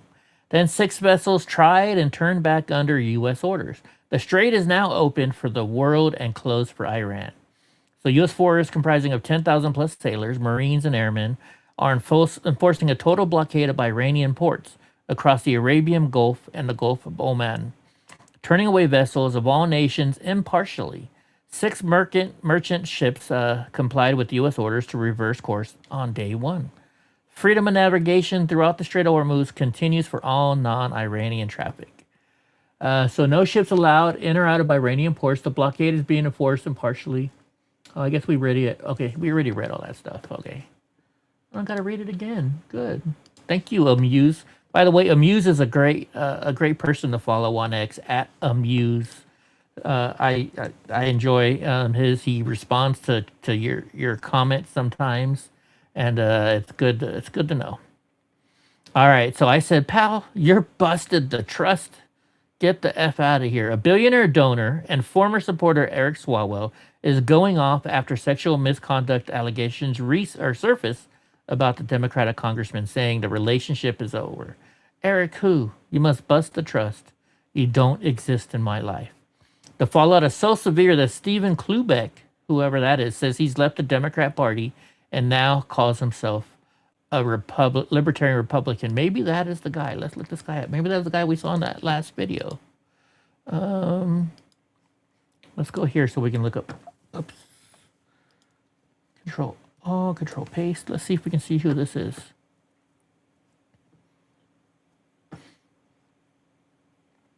Oh man, I copied the wrong thing. Steven. All I want to do is copy that. Just copy that part. Paste. Let's see who this guy is. Oh, that was the guy from the video we just watched. Billionaire sugar daddy kicks Swallow out of his mansion, wants $1 million back after heinous allegation. That was this dude. From Diamond Resorts. Oh my gosh, not Diamond. This guy, okay, I know this guy now. He was on, I remember him now because he was on, what's the show on Fox? Undercover Boss. He was on that show. And I remember it because of Diamond Resorts, because I had to go sit through a Diamond Resort frickin' spiel. We were in Las Vegas, right? We were in Las Vegas. And there's when I was still married. And we went with my mother-in-law, my sister-in-law, my father-in-law, all these people. And we stayed at Circus because back then you could still buy Circus for like $29.99. And it was worth it even though it was shitty rooms. It was $29.99. Thankfully, I stay at Marriott clubs now. I don't stay on the Strip anymore. Like Goofy and I will be in Vegas starting Sunday, and I am not gonna. I'm staying at a Marriott property, which I always do off the Strip nowadays. I stayed there so many times now for conventions that I go to that the minute they see us, they're like, "Hey, it's Donnie." They remember Donnie. Who doesn't remember Donnie? But All right, so good to know that's who that is. Interesting. But yeah, that's how I remember that guy from Undercover Boss. I think I even wrote him. I was like, I went through your stupid little spiel for 4 hours, right? Because, I don't know how many times my wife and I said no, and they wouldn't take it. And it's like, you're my only client today, and now I'm not going to get paid. And I was like, I don't care. I don't care. I was so pissed at my mother-in-law for forcing. She talked us into it. I was like, gosh darn it, Mom. Why'd you do that? Okay, so new Eric Swalwell accuser breaks her silence for the first time, reveals her lucky escape. What was her lucky escape? So a new Swalwell accuser has broken her silence for the first time. As the Gateway Pundit reported, Eric Swalwell is facing, look at a Democrat from China. Okay, I love this. This is hilarious. They put a Democrat from China. Is facing explosive accusations of sexual misconduct from several women, including a former staffer claims he raped her twice. You know what? Let me put this in the link. I guess I should put all these links in there every time I do this. So there's the link I'm posting that we're looking at right now. It says the allegations of former staffer who was the first to come forward were initially reported by the San Francisco Chronicle. While speaking with CBS's Nancy Cortez on Tuesday, alongside fellow Swalwell accuser Ali Samarco, Anika Albright revealed her own harrowing experience with the former congressman. Albright explained that while she was in college, Swalwell offered to stay in touch and mentor her after meeting with her. That was an incredibly generous offer that I felt very lucky to have, she said. Swalwell then created a group chat on Snapchat with all the students and later added Albright as a friend on the messaging app. Confused, Albrecht then asked other students if Swalwell added them as friends, and they said, no, I don't think so. Even more creepily, she was the only woman in the meeting. Swalwell started out talking politics to her, but then his messages turned into seductive and dark. Ultimately, it reached a point where he invited me to a hotel to meet him, says Albrecht. It was very clear what the connotation meant. At that point, I completely stopped watching. So we'll save this because I have more of those videos. I think I have this exact video coming up. So later she added that she got lucky. What I kept thinking back to is lucky I am that I didn't go to that hotel. For me, justice won't be until he can't even harm a woman ever again, and he has faced consequences for the woman that he has harmed. I hope so. We can only hope. Okay, we're going to swap on this a little bit more because I think I had that full video, right? So we're going to, might as well watch the full video here. So let's get started on this one, which I know I saved the whole video, so we got to find it. So this next link is here. I'm going to post it in both places. That way, you know, you guys can go click on the links yourself if you ever want to. It says the U.S. military says it conducted a strike on vessel linked to suspected drug trafficking routes in Eastern Pacific. U.S. Southern Command says 2 individuals were killed while no American personnel were harmed. Let's watch this video again real quick. I like watching these videos. They blur out the people. Whoa! Gone. 3 bombs. Only needed 1. President Trump, why'd you bomb on 3 bombs, you know? Why'd you do 3 bombs? The first one took them out. Well, you know, we have to guarantee that we got them. You know, we're America. I'd rather send down 3 bombs and never have to see him again than take the risk with 1 and then have to shoot him down again. Just saving time, Eddie. We're just saving time. President Trump is saving time. You know, money is time when it comes to this stuff, right? Money is time. Time is on my side. Yes, it is, right? Time. Okay, I'm posting this link in both chats, or in all the chats, I should say. So the Strait of Hormuz, CNN reported China was weeks from shipping air defense systems to Iran. Trump blockaded Iranian ports, which is glad, right? Because I've been saying, you know, I think that they wanted the 2 weeks not to make a ceasefire. They wanted these 2 weeks so that way they could go out there and get more weapons, get more bombs, and refurbish and rebuild. That's what I thought. That's what I think. So Trump blockaded Iranian ports. China immediately announced no weapon sales to Iran and started buying Saudi and Iraqi oil instead. The blockade stopped Iranian oil exports and Chinese arms simultaneously. Good. Good. Which it should. Dude, it sounds... almost sounds like it's raining outside again, but I don't think it's raining. I think our rain is done for right now. Moving on up. All right, FBI Kash Patel issues a statement on the Eric Swalwell. Let's see it. Let's go. Let's hear it. Here's the link in the chat for you guys for this one.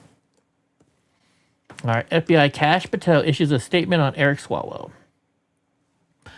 As the Gateway pundit previously reported, Swalwell is now facing explosive accusations of sexual misconduct from several women, including a former staffer who claims he raped her twice. The allegations of the former staffer, who was the first to come forward, were initially reported by the San Francisco Chronicle.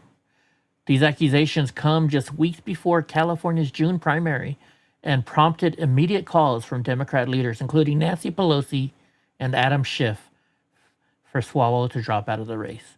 Seeing no way out of the crisis, Swalwell abruptly resigned from Congress last night. I am deeply sorry to my family, staff, and constituents for mistakes and judgments I've made in the past, he said in a statement. However, I must take responsibility and ownership for the mistakes I did make.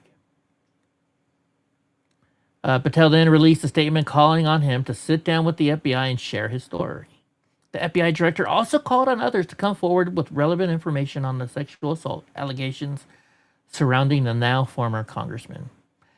Which, when they wrote this, I don't think that was true. Eric Swalwell has maintained that none of his allegations against him are true, and now that he's resigned, we would welcome him to sit down with the FBI and share any information, as Patel wrote. We are also encouraged to welcome any person with relevant information to any of these matters to speak to us. The door is open to all. Good. Take his ass out. I hope they all come out, and I hope it's not just him. Any person, I think should come out, especially like, our Epstein file people, because I'm sick and tired of the Epstein file stuff, right? And how they're not putting everybody out. They're redacting all the names, and I don't think it should be. It's one of the things I disagree with President Trump on. Big time disagree. So there you have it. Right from Eddie's mouth, I disagree with Epstein stuff. It needs to come out. All right, Secretary Wright on POTUS blockade of Iran. Let's hear it. Let's hear what he's got to say to us. Oil revenues from coming out of their country. There'll be others. We're putting pressure where maybe we'll make some money off this deal. Last quick thought on that, and then we'll move. Yeah, we put the military pressure on Iran to degrade their capacities to menace the region. And now we're going to put an economic squeeze on them, end their oil revenues from coming out of their country. There'll be other sources of economic pressure as well. But that's the way to bring this conflict to an end. All right. Oh, wait, crude oil is now down. It's saying good. But here, how are we going to make money on this? Well, we're going to sell oil to other countries, right? But that's the business. And most of these oil companies and stuff, I bet you they pay very little in taxes. However, they have a lot of employees. And their employees are going to be working more, probably get some raises. All the taxes that the employees pay, on their income. So that's how we're going to make money. I don't think we're going to be making money off the sales of it, per se, except for these added, parts where, the employee taxes on the stuff that they purchase, is what's going to make the money for the United States. I think that's where they're putting that right there. And that's, at least as far as I'm understanding it, which I could be wrong. I could always be wrong, right? I'm Eddie. I'm just this dumb kid, sitting over here in a chair talking to you guys. Okay, so now, Todd Blanche says he offered every member of Congress to view the unredacted Epstein files with no reservations. How many of them took him up on that offer, I wonder? Let's see. Let's see if he talks about it even. You have the authority to go ahead and release more, do you not? And you have the authority to go to Congress, perhaps? No, we have released everything. So listen, we reviewed 6 million pieces of paper. What we released was anything associated with the Epstein files. So there, we are not sitting on a single piece of paper. Nothing that should be released. If we find something else tomorrow, we'll release it. I don't anticipate we will. So the misguided assumption that there is more to be released is because we reviewed millions and millions of pages within the department, millions of which had nothing to do with Epstein. So it's not as if we looked at a document and said, we're not going to release that. If we didn't release it, it's because it was not responsive to the law and therefore not part of the Epstein files. What we've done with Congress is we by law, we had to make certain redactions, by law, including of victims and of PI information. But we said to Congress, any congressman can come in and spend as much time as they want looking at everything unredacted. And if you think we should be doing something, Congressman or Congresswoman, let us know and we will do it. And so we have that. I don't know how this department or this president can be more transparent than saying, American people, here's every single document in our entire database. And if we had to redact it because of victim names, anybody can come and look at it if you're a member of Congress. No restrictions, unredacted. But he doesn't say who actually went down there and saw it. Also, I think we should see it unredacted. I'm sick and tired of this redacted stuff. Redacted. We should be able to see all this stuff, folks. That's the part that bothers me. Why are they redacting all these people's names? Do they deserve to be redacted? Is it really protecting the victims? I don't know. All right, so this was from Representative Anna Luna, which is after the videos we saw before where they say, well, he's already resigned. He hasn't. He put in saying, I am going to resign, but he hasn't resigned yet in the day at this time, which was 8:55 a.m. this morning. I received word that Swabble has begun the internal process of switching his staff over to the clerk of the House.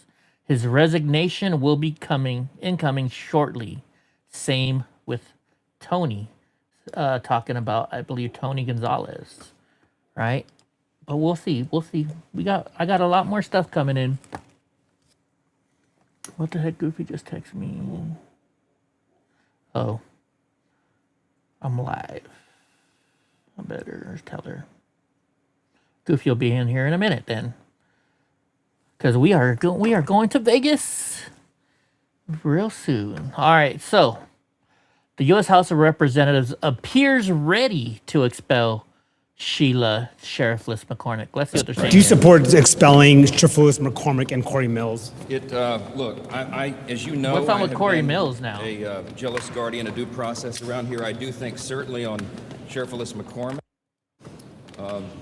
the Ethics Committee has gone through all of its processes, and they've found some alarming facts. I think the facts are indisputable at this point, and so I believe it'll be the consensus of this body that she should be expelled. I mean, that certainly rises to the level that's needed. What about Mills? With regard to Mills, I'm not sure the status of the Ethics Committee investigation, and that's one of the things I'll be looking into today. So. When does Gonzalez? Looking into it today. We shall see. We shall see what happens. Just looking into it doesn't mean they're actually doing it, though, to me. You know, it just doesn't make sense. All right, so former Congressman and bad boy George Santos reveals the next Democrat who will resign after a sexual abuse scandal. Santos tells me that Ruben Gallegos' office was revolving door at night, and now Arizona senator was always accompanied by a different young woman. Santos was neighbors with Gallego in Congress, and Gallego's best friend was Eric Swalwell. So let's see what's going on here. Let's watch this little clip here. I gotta ask you about this tweet. Up on screen right now, George, is your tweet to Ruben Gallego. I don't even know if I'm saying that right. I don't even care. You say you're telling the senator from Arizona, yo, you were like roommates with Eric Swalwell. What do you mean you didn't know about him? What do you mean he was living a double life? A lot of speculation because there are photos of them shirtless together in the desert. There's photos of them at parties. There's photos. They were besties. Birds of a feather kind of thing. There's a lot of online sleuths that are saying, well, George Santos has the receipts. George, you got the receipts on this one?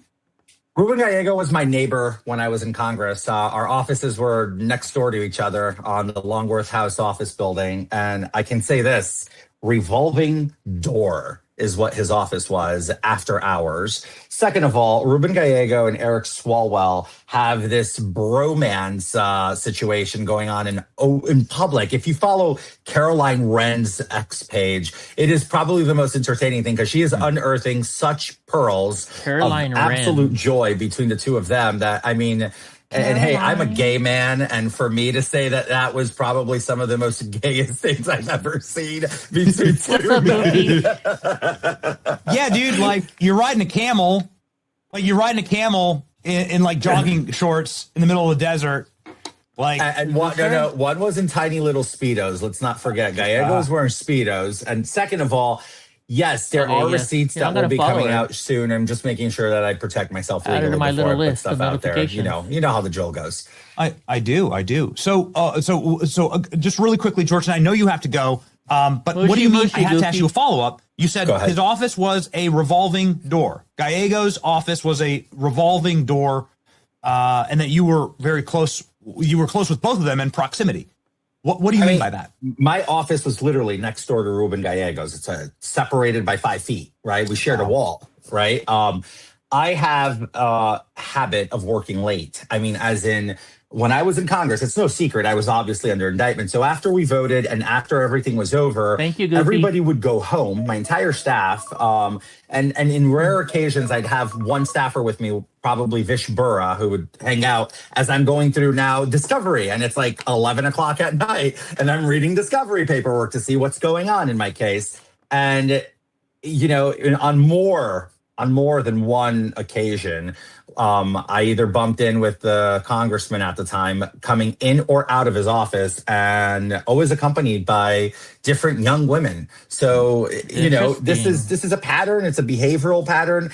It's a culture that he and Eric Swalwell embraced in DC because they're arrogant and they thought they were above it all and they were just going to never get caught. Now, look, where there's smoke, there's fire. Oh, yeah. Please. Keep the pressure on Gallego. If he wants to be transparent about this, release every shred of text, email, phone call, Snapchat, Instagram, Twitter DMs with him and Swalwell, and come clean. Tell us what you know. I gotta ask you about Goofy. Oh, it already ended, but Goofy, that's awesome. Thank you. You know, you jump in, and when you start from the beginning, and I know how you like to do that, but then you start chatting with us, and I'm like, okay, what point in time is Goofy at, and what did I talk about right then? So you're helping us. But by any means, if you want to go in and start from the beginning, Goofy, that's your prerogative, mamas. That's what friends do, you know. I don't care. I am going to be excited because you're going to see what it's like doing this all in person, though, in Las Vegas, and we are there over the weekend-ish. End of the weekend. That's what we're going to be going. All right, this is from Representative Anna Paulina Luna. We're putting the link in the chat room for both of you. It says, you stole money and so this is according to, she's saying to George Caldwell. You stole money and you're saying there's no due process? They found you guilty of 25 violations alone. Unfortunately, it's not illegal to lie. However, it is illegal to steal money. I'm looking forward to voting to expel you, McCormick. Sheriff Liz McCormick. That's that woman, the lady who stole from FEMA. Pushes back on calls for her removal in a statement at the Daily Signal. A true clerical or administrative error is not equivalent to allegations of sexual assault. So she's saying, I want to be very clear. This is clearest. These situations are not the same. A state clerical or administrative error is not equivalent to allegations of sexual assault, rape, and the likes. Conflating two is both inaccurate and irresponsible. We must also uphold due process. No one should be judged or punished before a formal finding. Expelling members without the standard sets a dangerous precedent. So she's trying to cover her ass. That's what she's trying to do. She is trying to cover her ass. And, well, let's hope it doesn't work. Let's hope it doesn't work. All right, what's next? What do we got next? We got a lot more Squabble stuff coming up. Like I said, it was mostly Squabble. Okay, oh, this is the full interview. Okay, this is what I wanted to watch. So this is the full interview with this young lady. Here we go. Hello, everyone. Get closer. She's nervous. You can tell how nervous she is. My name is Lana Drews. In 2018, while I was living and working as a model in Beverly Hills, and I also owned a fashion software company, I had contact with Eric Swalwell on 3 separate occasions after meeting him socially. He offered me connections to further my software company. Connections. And I also had an interest in local politics. She looks very familiar. He invited me to 2 public events.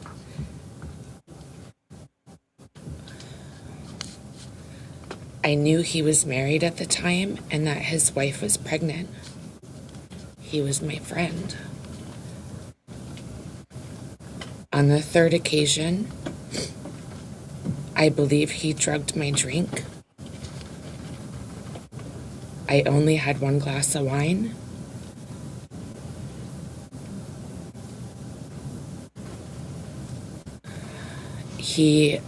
We were supposed to go to a political event, and he said he needed to get paperwork from his hotel room. When I arrived at his hotel room, I was already incapacitated, and I couldn't move my arms or my body. He raped me, and he choked me. And while he was choking me, I lost consciousness. And I thought I died. Wow. I did not consent to any sexual activity. Let's be real here, folks. There's a lot of people coming out about this. And yes, there are women who have lied about this in the past. But I think for the most part, women aren't lying about this kind of stuff. For the most part. There's always a situation where somebody can lie in. Nobody's perfect, right? Or they have ulterior motives. But they're 5 women now. Though I did not undergo a rape kit at the time, I disclosed the assault to the people closest to me. I also recorded these events in my handwritten calendar. The assault and its impact were later documented during my therapy sessions at a sexual assault center in Connecticut. It had a profound impact on my mental health. I self-medicated in an unhealthy way. I did not want to live anymore. Sad.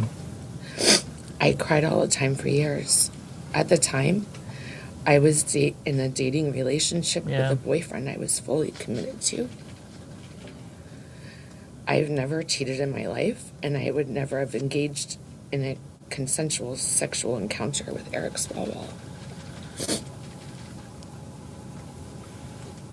That reality further underscores the non-consensual nature of what occurred.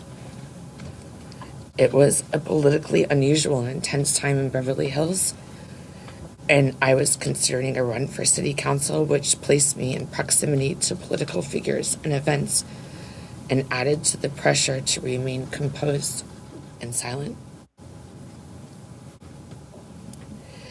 Eric was aware I owned a software company. Of course he was. And he spoke repeatedly about his ability to make introductions in Silicon Valley. What's up, JJ? Referencing his political representation and influence there. I was not interested in him romantically, but I was interested in the business relationship and professional connections he offered to provide. My delay in taking action against Eric was driven by fear, not doubt. Fear of his political power, his background as an attorney, and his family law enforcement ties. I have never doubted what happened. I stand with the other women who have come forward. Right back. I gotta use your restroom. And I will be making a report to law enforcement shortly with my attorneys.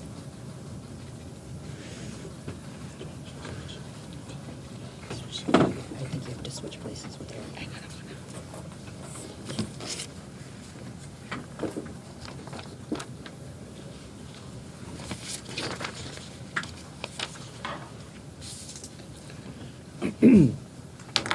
Hello, my name is Eric Fudali. I'm a partner and I'm the managing attorney of the Bloom firm, and I'm very proud here to represent Lana.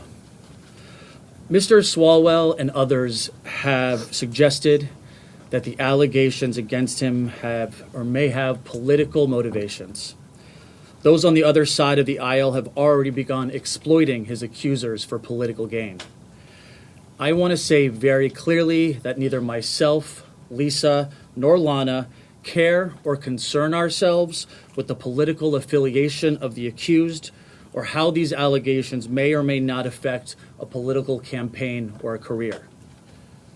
This is about much more than politics, and belittling such serious allegations is offensive to Lana and the victims everywhere. This is not about Democrat versus Republican. This is about accountability versus silence. This is not about the pursuit of governor. This is about the pursuit of justice. This is not about whether you're on the right side or the left side of the aisle. This is about whether you're on the right side or the left side of justice, truth, and equality. This is not about the end of a campaign or congressional service. This is about the end of exploitation and the abuse of power, political or otherwise. Lisa and I have dedicated our careers to fighting the power in the name of justice, regardless of the politics of the perpetrator. My hope is that this message both encourages others who are suffering in silence to stand up and fight, and also I hope this encourages the grossly politicized American public and politicians to put politics aside when it comes to allegations like these and stand up for what is right and not what is just politically convenient. Thank you.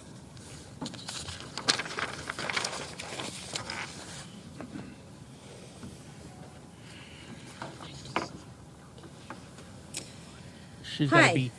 She's got to be scared out of her her life right now. Going on national TV and talking about this. That's got to be very scary. Attorney Lisa Bloom. Hey, Willow, and I'm how very you proud doing? to represent the very brave and strong woman sitting next to me today, Lana Drews. Lana deserves Goofy and I are going to be in Vegas on Sunday through Wednesday. what all women deserve: autonomy over her own body. Every minute of every hour of every day of her life, her body is hers to control. And no man, no matter his position of power or station in life, ever has the right to make that decision for her. As her attorney, I have advised Lana of her legal rights. Immediately, we will be filing a police report with the Los Angeles County Sheriff's Office, which is the law enforcement agency that has jurisdiction over incidents that happen in West Hollywood. Lana is committed to fully cooperating with law enforcement, and we will do everything possible to assist and support her in that. Good. We will be providing all of her evidence there, including text messages, journal entries, photograph, and witness information. We will encourage the Los Angeles County Sheriff's Office to fully and promptly investigate her complaint. We will also cooperate with any other law enforcement agencies who are investigating Mr. Swalwell. For example, the Manhattan District Attorney's Office, which we understand has already opened an investigation. Because Lana and our law firm are here not just for her, but for the other women, to be helpful in any way that we can. We will not rest until we get justice for Lana. They shouldn't. I want to say something now directly to Mr. Swalwell. Your recent statement that you are just not perfect, you are not a saint, is just blather and spin. Stop it. Your statement that this is all just a matter between you and your wife is laughable, if not for the fact that it is a slap in the face to the victims. Your statement yesterday that you just made, quote, mistakes in judgment is defensive and minimizing. Stop it. Own your behavior. To any other women out there who want to talk to us, and I have received messages from other women, we are here to talk to you. To anyone else who is a witness who wants to talk to us, we are here and we want to talk to you. Of course, for free and confidentially. I am very easy to reach via my website, thebloomfirm.com. Supporting women like Lana, who stand with the other women and who show such tremendous courage, is my absolute pleasure. Questions? She did pretty well. Name and also Yes. tell us when this occurred. It happened in 2018, as she said. Her name is Lana, Lonna, Drews, Drews. How many people have reached out to you that you just mentioned, and have you heard from Mr. Swalwell? He says he's going to fight these allegations. 3 other women have reached out to me just since I announced this press conference yesterday. I have not heard from Mr. Swalwell, no. Swalwell has dropped out of the race for governor. He's resigned from Congress. What's the next form of justice for you? Because those would be what people would say. That's the political motivation. What's justice now? Justice now are the criminal investigation. Willow says she looks frightened. I mean, I can only imagine how frightened she is. This is a press conference live in front of everybody. You know, it's a lot different than what I do right here. And when I I tell you what, when I went and testified in Washington, D.C., that was scary. And I think this is not more or equally scary as what I had to deal with there. So losing one's job is not a sufficient consequence for these types of allegations. We feel that the criminal investigations are the priority. So Lisa, are you representing both civilly and criminally, and do you think that Eric Swalwell should face criminal charges for this incident? We are making a report to law enforcement. We're encouraging them to fully investigate. That is the priority right now. Hey, Bubba. Medicine time. We will be going immediately. Hey, take your medicine. Immediately. You gotta take it. What's your message to Swalwell's wife take and it. children, his family, who's going through this right now? Thank you. You know, I have nothing but sympathy for Oh, his boy. wife and his children. I'm sure this is a very difficult time for them.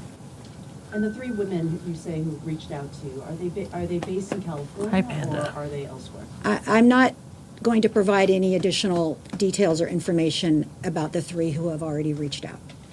What legal hurdles do you anticipate in this investigation? I mean, that'll be up to the law enforcement. Our priority at this point is just to make sure that Lana makes the complaint, makes the report to law enforcement. How they handle the investigation, their strategy, and what hurdles they may, they may find is up to them. Lisa, often these victims, these women feel that no one will listen to them, no one will believe them. When this news broke over the weekend, did this give your client the feeling that someone would finally listen and it was time to come forward? Thank you, Jim.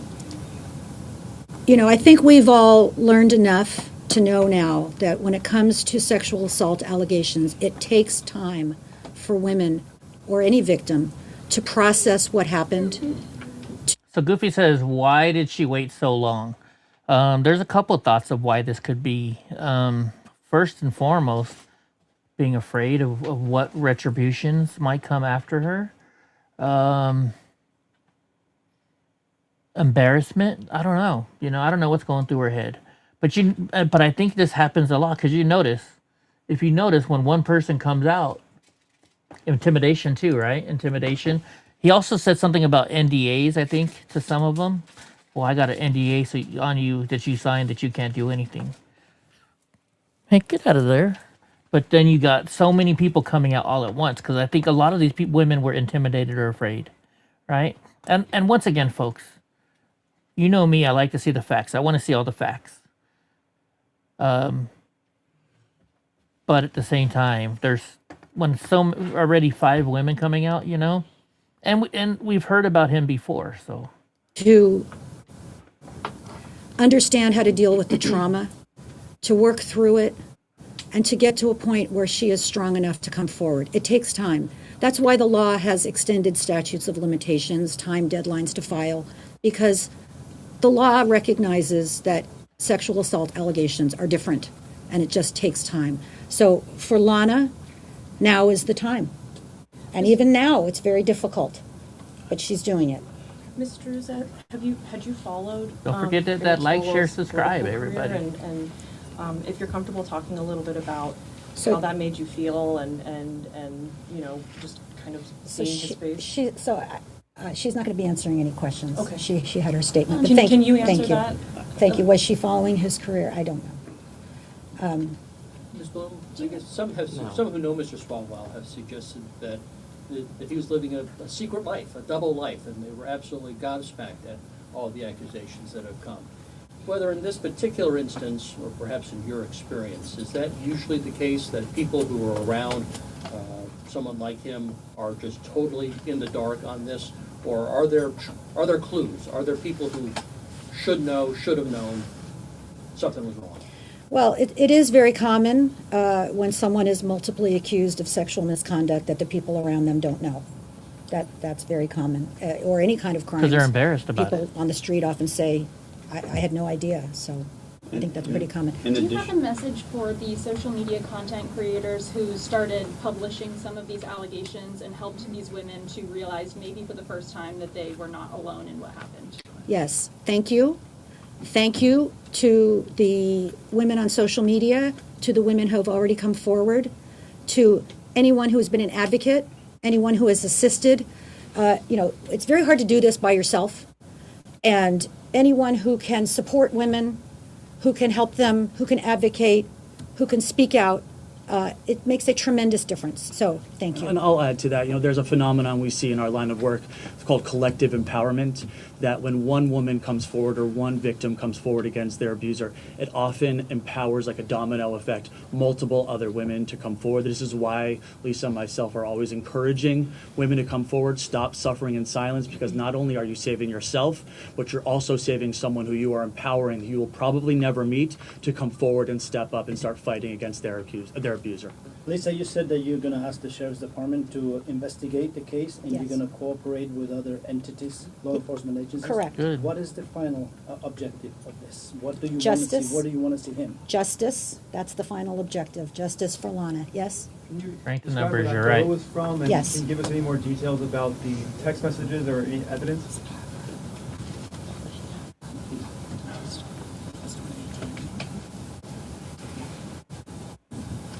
So this is a photograph that we've enlarged, obviously.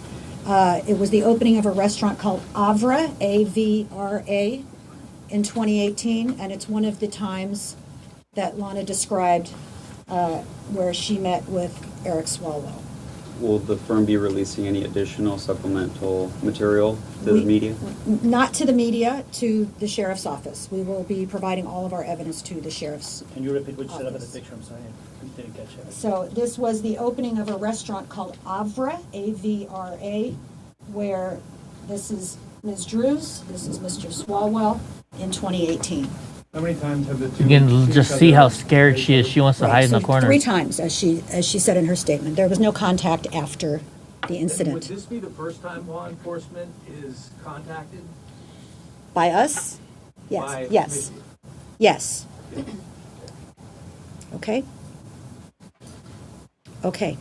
Could you react? We have 2 congressmen now resigning before expulsion, and just a reaction to that before this can move forward. Enough is enough. Of course, anyone in a position of power who is credibly accused of abusing a woman or anyone should step down. Of course, it should never happen in the first place. I think the American public is sick and tired of these stories, and I'm sick and tired of women being victimized by men in power. Enough is enough. It's really appalling. I'm glad at least these 2 have stepped down. There are 2 more who are being investigated in Congress for misconduct and facing I wonder expulsion. who those 2 are. I can say briefly about Mr. Swalwell resigning from Congress yesterday. I do not, He in did my opinion, resign see that yesterday. as an act of accountability at all. He said he was I looking see it as into an it. effort to avoid the expulsion hearing that was coming. Yep. Because once he steps down, the Ethics Committee no longer has jurisdiction to impose consequences on him. So even though he made some kind of a statement about, I made mistakes, et cetera, very vague, not really owning up to anything, certainly not Nope. apologizing to women. I believe that was the reason why he stepped down, to avoid that hearing. However, Oh, yeah. there are We other all know that. Come consequences, on. such as law enforcement, and that's what we're We doing now. all know that. What would you consider accountability? Justice via the criminal justice system. But also civil? Right now, we're focusing on the criminal justice system. We think that's the most Could you be a appropriate. little more specific in justice? Can you tell us what exactly you're looking for? I'm not, because once you make a Jail. report to law enforcement, it is in their hands. You know that's We what they can want. control They what wanna we go can to control, jail. which is we will answer all of their questions, we will cooperate, we will provide all of the evidence. And then the LA County Sheriff's Office and the Los Angeles District Attorneys will make a decision that they feel is appropriate. Okay, thank you, everyone. Thank you. Jail is what they want. Let's be real here. That's what they want. They want jail time. Wouldn't you? They want jail time. Of course they do. All right, what do we got next in their links? And I'm posting all the links in here now in the chat, so that way if anybody wants to see what we're watching here, go to it. So, a coup. House Democrats led by Representative Jamie Raskin introduced the Commission of Presidential Capacity Act to create an independent body that would recommend invoking Section 4 of the 25th Amendment against President Trump. Yeah, they're trying to get him out, right? But how many times have they subpoenaed him by now? Interesting, something just happened. I was able to comment before on the, I don't know, wonder who's no longer letting me comment anymore. Paste. So this is the next link we're coming up with. That way, if anybody wants to share it on their X or what have you. All right. So this is a video where they're talking to Senator Ron Johnson. Eric Swalwell likely fell for an Intel honeypot op, and he was a ranking member of Intelligence Committee. It's just like Epstein, but worse. It's outrageous. So let's see what they're saying here in this little interview. Somebody who works in SCIFs, somebody who works in top secret and classified settings, somebody who has a clearance. How is it exactly that Eric Swalwell, who was one of the leading members of the House Intelligence Committee, would allow himself to be taken in by a Chinese spy and to be filmed in bedrooms in New York? It just seems like such idiotic behavior, such behavior that would make him a mark, perhaps, right? If you wanted to blackmail a member of Congress, this is exactly how you do it. And doesn't this kind of expose the game here, that these guys in the Intelligence Committee aren't that intelligent? Well, it certainly exposes, how awful their leadership is. Supposedly all this stuff is, whenever this finally gets revealed, so, well, everybody knew that. Obviously I didn't, but I would think Democrat leadership would have known that. They should have known that. Certainly before you put somebody on the Intelligence Committee, you probably ought to do a background check on that particular member of Congress. Understand that there aren't skeletons in their closet that could be used as blackmail. So the fact that the Democrat leadership didn't conduct those types of inquiries on members they put on the Intelligence Committee that get a whole lot more secure information and classified information than regular members of Congress. I don't have access to a lot of that information. And let's face it, these agencies, no matter who's in charge, they hide their secrets. They do not give Congress the type of information Congress really deserves or needs to do effective oversight. We get snippets, we get some information, but again, I've been doing this now for many years, and I continue to be frustrated, whether it's the Biden administration or quite honestly the Trump administration. Again, it's not necessarily the president's fault. It's the deep state actors that are not going to give up the goods. They're not going to reveal their wrongdoing. They know what they did. They know how to hide it. Of course they won't. It's really a game of cat and mouse, and it's very difficult for Congress to get the truth out of these agencies. Do you think that some of these deep state agencies honey trap guys like Eric Swalwell because he's such a dork and he's so sure of himself and he's such an imbecile? I think when he's saying this, he's talking about, similar to the James O'Keefe media stuff. And do you think that there are operations here to compromise him, get him to do what they want? I think that's exactly what happened with China. I don't know whether our agencies are engaged in the same thing. It wouldn't shock me if they did. Okay. Again, I'm not a fan of the federal government in any of its forms. I'm just not. I mean, our founders never envisioned a government this massive, this powerful, this intrusive into our lives. Right. They understood that we're men and women, we're imperfect, we're not angels, so you need some measure of government so you don't live in chaos and anarchy. But they never envisioned a government this large, this powerful, with all these agencies spread out there just violating America's constitutional rights. It's an outrage. And hiding stuff from us. All right. So JJ says, let me make it bigger here. Note, any non-compliant action in the 25th Amendment will need to have to go through an amendment process involving the 2/3 of states to update. Raskin isn't following the current rules. Well, I don't know enough about that, but hey, if you say so. I don't even know what to look up in that section right there.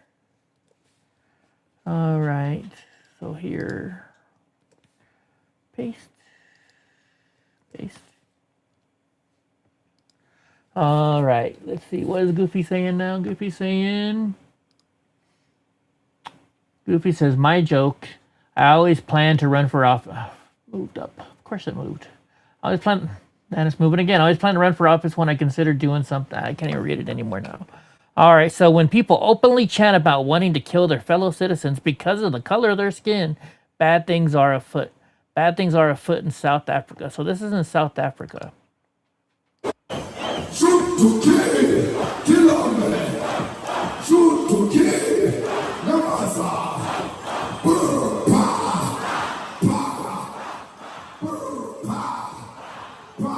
dancing to this stuff.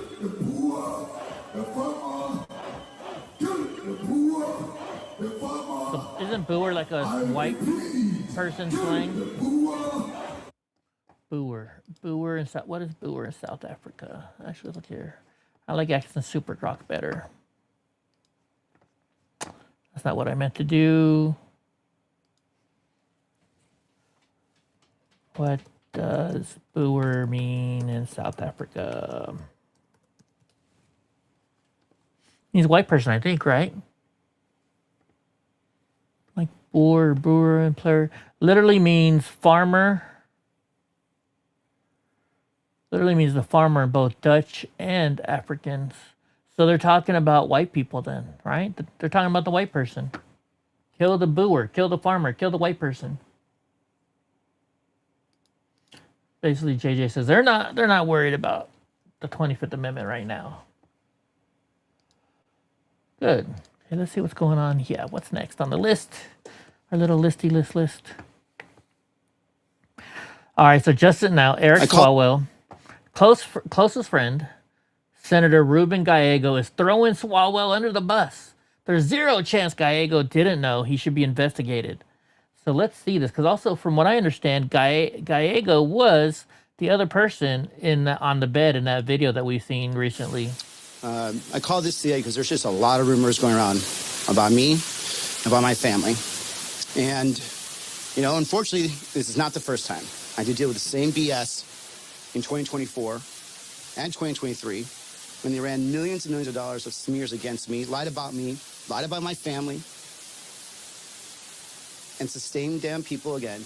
Carrie Lake, Chris LaCivita, bunch of political operatives. Well, it's all they Carrie couldn't do in Lake 2024, trying to do again in 2026. So I want to make a couple of things very clear. Number one, Eric Swalwell lied to all of us. He lied to the most powerful people in this country. And they trusted him. They trusted him with some of the most sensitive spots in our government, whether it was on Judiciary Committee, Intel Committee, impeaching Donald Trump. And that clouded my judgment. My friendship with him, our family's friendship together with him, clouded my judgment. And I was wrong. I deeply, deeply regret that. The women that came forward are courageous, and they still deserve justice. But to be clear again, I also had no knowledge of predatory behavior. No knowledge is what he's saying. Sexual assault or harassment. And unfortunately right now, the same people that are attacking me in 2024 are using this horrible situation that's been thrown upon these women, thrown upon so this was at, Eric Swalwell's family, and using this as an excuse to politically attack me, lie about me, and lie about my family. And I will not take that lightly. So interesting. So, but here, so this is what they're saying. They're saying that he is the second person in the video with Eric Swalwell. They're saying, let's see, they're saying that this is shit. They're saying that this is Gallego, which, oh, you notice there was, see, I don't know. I mean, you can't really tell, but you notice there was just another woman back there. So there was another woman in this video too. Oh, see, she just popped her head out. It's a blonde woman. But is this Gallego? That's what they're saying. They're saying it's Gallego, which we don't know 100% yet. So we're definitely going to have to look in and keep an eye out for that. But maybe I do have some more links here for the rest of the night still. We got some more links. Let's see. So now Judge Boasberg has been blocked by the D.C. Court of Appeals from holding Trump officials in criminal contempt. 2-1.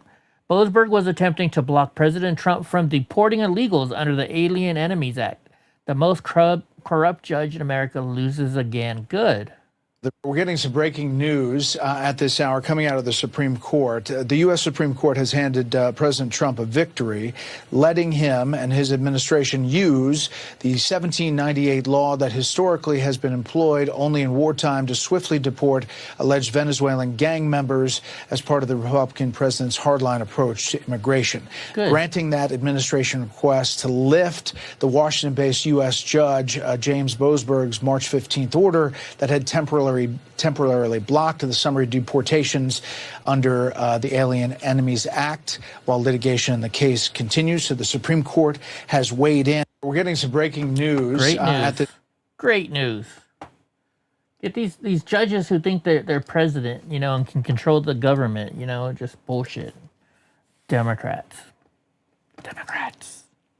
All right, see, look, here's where they're saying this is. So Democrat Senator Ruben Gallego was working for Eric Swalwell when he was filmed with a prostitute. So he was working for him. Ruben denies he was filmed by her pimp sitting on the bed next to his boss and the woman. But as his best friend, there is zero chance he didn't know Swalwell was a predator. So they're saying that's him. I mean, who knows? This was what, I don't know when this picture was taken, so. We're just guessing at this point, so I'm not going to give you 100%. You guys can take that as you wish. So this is from President Trump on True Social. I am working very hard. I can't make it that big. I am working very hard with our great speaker, Mike Johnson, along with Chairman Jim Jordan and Chairman Rick Crawford to get a clean extension of FISA 702 through the House of Representatives this week. I'm asking Republicans to unify and vote together to test vote to bring a clean bill to the floor. We need to stick together when this bill comes before the House Rules Committee today to keep it clean. I was victim of the worst and most illegal abuse of FISA in our nation's history by radical left lunatics who lied to the FISA court to spy on my 2016 presidential campaign in their attempt to rig the election in favor of crooked Hillary Clinton. Their use of this instrument in the 2020 presidential election was even worse. When the dirty cop, James Comey, the failed head of FBI, went after me, he was using FISA Title I, the domestic collection, not FISA 702, the foreign collection, which needs to be extended today. While parts of FISA were illegally and unfortunately used against me in the Democrats' disgraceful witch hunt and attack in the Russia hoax, and perhaps would be used against me in the future, I am willing to risk that as a citizen in order to do what is right for our country. Our military desperately needs FISA 702, and it is one of the reasons we have had such tremendous success on the battlefield, both in Venezuela and Iran. Since the first day of my already historic second term, my administration has worked tirelessly to ensure these FISA reforms are being aggressively executed at every level of the executive branch to keep Americans safe, while protecting our sacred civil liberties guaranteed by our great Constitution. With the ongoing successful military activities against the terrorist Iranian regime, it is important that we remain vigilant, protect our homeland, troops, and diplomats stationed abroad, and maintain our ability to quickly stop bad actors seeking to cause harm to our people and our country. The fact is, whether you like FISA or not, it is extremely important to our military, and I have spoken to many generals about this, and they consider it vital. Not one said, even tactically, that they can do without it, especially right now in our brilliant military operation in Iran. Thank you for your attention on this matter. Donald J. Trump, President. I would have thought he would have been against FISA, but this is interesting. We got to look up and do some more research on this to see why all this is going on. Goofy's behind a few minutes. Okay. So the House was recessed without any resignation letters being read, meaning both Eric Swalwell and Tony Gonzalez are still in office, right? But it's weird because then afterwards we start getting more information on this. So, and this was at 11:12 a.m., which would be 2:12 p.m. in D.C. So now Representative Anna Paulina Luna says, and this was at 11:12 a.m., which was 3:12 a.m., I have been contacted by Swalwell's office and informed that he will be submitting his letter of resignation shortly, with an effective date of Friday, so that he may transfer his staff and office immediately, or office administratively, to the House clerk. I'm hearing the same thing will be done regarding Tony Gonzalez. I have my motion to expel ready to go, and I'm willing, and I'm waiting on his official letter. Once I receive it, I will formally withdraw my motion. We want to ensure the staff is taken care of. Therefore, I will be accepting the letter once it is sent. And eventually it does come in today, I believe, because I do have some news on it later on. So I don't know why they said it hasn't been read yet. All right, so Democratic Judge Karen McCallum just reduced the bond of an illegal alien gang member from $1 million to only $25,000.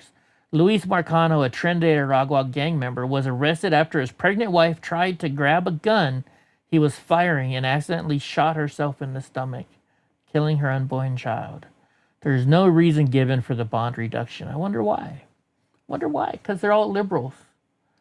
Liberals, want to protect the murderers and killers and the gang members. I don't know why they are doing it, but... All right, so here we go. It says the fifth official, Eric Swalwell, has submitted his resignation to the House Clerk. Let's see what they say.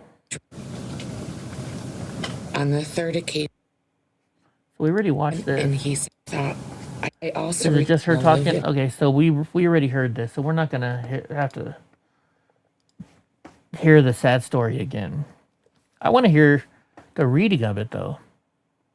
Okay, disgraced Senator Gallego was clearly the man sitting on the bed with Eric and a hooker while her pimp filmed him. Why would anyone else sit on the bed and watch their boss maul a woman?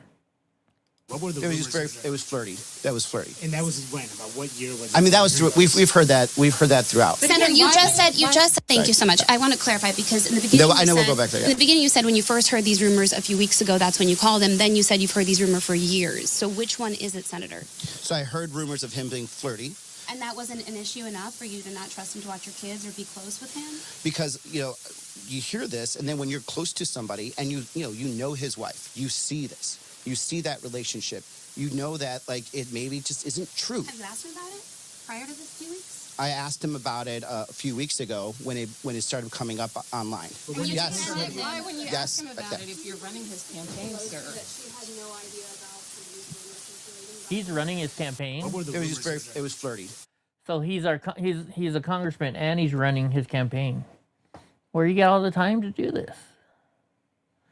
Okay, so here's O'Keefe Media. It says, caught on hand camera, LA Housing Department financial officer admits witnessing multiple instances of fraud. So let's just go right to the video and let's watch it.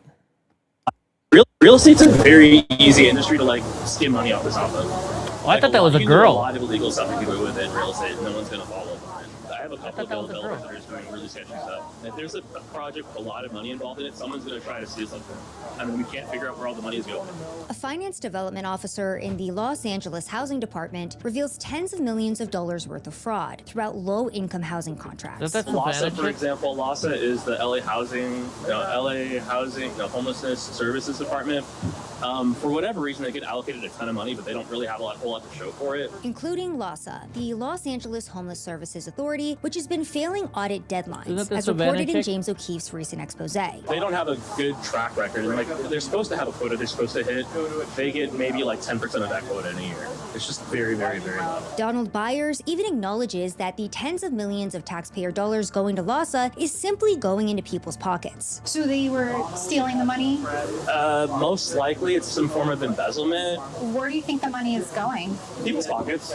All part of a complex web of political relationships in which those in charge look the other way so that Karen Bass can, quote, get enough money for re-election. I don't know if the team can do anything because it's a relationship business. And I mean, if she were to call out the people that are calling Karen Bass's office, Karen Bass, I might not get enough money for a re-election. People don't want to rock the boat. All the finance officer can do is raise a red flag, which he knows will be ignored, just to, quote, cover his ass. And have you ever caught any embezzlement while you were overseeing? And have you I've reported it. I've brought it up to people that are very aware of it, and I've already raised a red flag. My God. At this point, it's just me covering my ass, so it's all that I can do. Have you done journalism before? No. You're a good investigator. Sorry, continue. Am I? Yeah. You're getting down to the roots of the problem. Interesting. I mean, she's getting pretty famous now. She's not going to be able to do these undercover stuff anymore. If that's who this is. Savannah Hernandez here, filling in for James O'Keefe in the latest installment for our Los Angeles homeless fraud saga. I do financing for low-income housing, so the state allocates money to the city, and the city allocates money to like housing developers. And I more or less do project management for that. Oh, so you work for the city? Yep. Oh, nice. Yeah. Donald Byers is a finance development officer for the Los Angeles Housing Department. He describes how the funding for low-income housing is distributed from the state to the city and then to the low-income housing developers, all with Karen Bass's final approval. There are what's up, several Mr. different, Rotella? Right in the stream. groups Thank within you. the city that make sure all the money is allocated. So there's like Welcome, mayor's Domers, office, there's city council. Ballyho. City council, several different. Welcome, Ballyho, to the Dome. What's up, Mr. Rotella? Thank you for rating us. We're just watching some O'Keefe citizen journalist stuff about Los Angeles and their housing department and how many different ways that they're going about destroying California. Committees. The one that I'm most involved with is the Housing and Homelessness Committee. Ballyho. So basically, all of it goes up to her. Hey, it's Sharon. all within the city, but all of it goes up to her. She's the person that signs the final dotted line. The undercover journalist asks Donald Byers what his thoughts are on the current homelessness situation in Los Angeles. And to our surprise, Donald mentions a public agency that we recognized. So with the homeless, like, how do you think the homeless is in LA? We live in a failed state. What's up, caller fatty? Like, we have the resources to do all of these things, including go to war, like, endlessly, and we can't house people. So has the homelessness gotten worse? Yeah, absolutely. Of course it so has. LAHSA, for example, LAHSA is the LA Homelessness Services Department.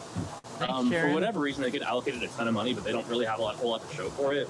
They don't have a good track record. And basically, there are tens of thousands of people that are living on the street. They're supposed to have a quota. They're supposed to hit. They get maybe 10% of that quota in a year. It's just very, very, very low. That's right. You know, I'm surprised. Oh, thank you for following, Wrench. It surprises me that these people still follow this. Like, you would think every company in the country would be like, if anybody you meet somebody on Tinder or some dating app and they start asking the questions about your job, just shut the F up, right? But apparently not. Donald Byers mentions the Los Angeles Homeless Services Authority, the same LAHSA that was featured in James O'Keefe's previous reporting on Skid Row election fraud. James O'Keefe reported that LAHSA has been funding the Weingart Center, which has failed all of their recent audit deadlines and has fallen under public scrutiny. 21 months late last year with 8 negative findings. An article in LAist states that one of LA's biggest homeless service providers has been awarded over $100 million in taxpayer funds while failing to comply with federal audit mandates. Right. One of Weingart's primary... And just so you know, guys, hold on, let me see if I'm pretty sure it's on this Rumble channel. I did a documentary along with Ben Berkwam 20 some odd years ago. Not even, I said 20, back in 2018, I believe it was. How do we, we're going to have to do it this way to search. We'll go to my content. Let's type in Skid Row. Let's just type in Skid and we'll find it. So this is Skid Row. We went to Skid Row during COVID. This was in 2019, I believe we filmed this one. Block after block after block. We did this all the way back in 2019.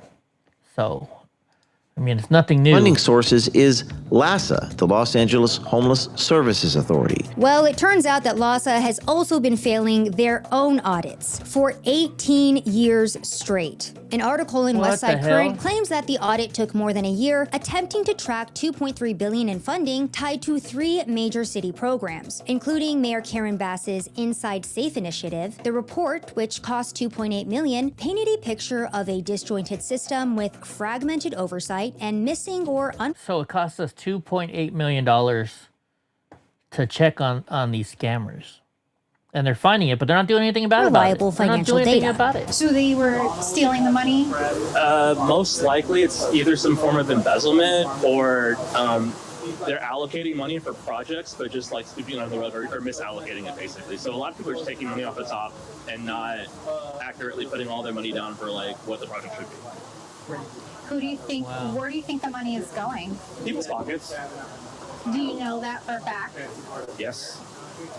Oh, wow. The finance officer mentions another agency that he believes may be using a housing project to embezzle money, CRCD, or Coalition for Responsible Community Development. He claims it is the worst closing he has seen and that it has dragged on for over 4 years. Quote, "We can't figure out where all the money is going." My project was with this developer called CRCD. It's this project called Marcella Gardens. I mean, you may hear about it in a couple of years. I don't know. It was probably the worst closing I had. It usually takes about 2 years to close a real estate deal, from financial closing to construction to permanent conversion, which is like when the deal's out of the deal. That deal took about 4 years to close, and we're still having issues with it. I mean, we can't figure out where all the money is going. So. And you reported it, and they're still giving them money. Yeah. The journalist asks how these development. So he reports this, and these companies still get money because there's people higher up that have a lookout for these names and stuff. Because everybody's getting kickbacks here, right? Everybody's getting kickbacks. It's insane. Companies such as CRCD continue to get this funding if they're constantly failing audits and blatantly skimming off the top, to which Donald explains that he has reported signs of embezzlement, but nobody does anything because no one wants to, quote, shake the boat. It's a, quote, relationship business. How are they getting these loans then? Wow. There's a limited pool of people that do low-income housing, so the city's just willing to give money for it. And have you ever caught any embezzlement while you were overseeing? And have you I've reported it. I've brought it up to reporting people it does that are nothing. very aware of it. So, I mean, and they haven't pressed any charges? No. I mean, it's a relationship business, so like they don't want to piss off. So the developers are within certain like districts, right? Mm-hmm. Wow. These people, these developers pay their elected an amount of money to have their deals pushed forward. So they don't want to. They don't want to shake the boat, I guess. They don't want to ruffle any feathers and make it so that they don't get paid. What was the largest amount that you saw was being embezzled and nothing was being done? Probably 10, 20 million. Donald Byers even goes on to claim that LA Housing Department General Manager Tiana Johnson Hall, a friend of Karen Bass, would avoid holding any of these development companies accountable because why. it might result in a loss of re-election funds for Karen Bass. So you have a new general manager? Yes. Oh, who's that?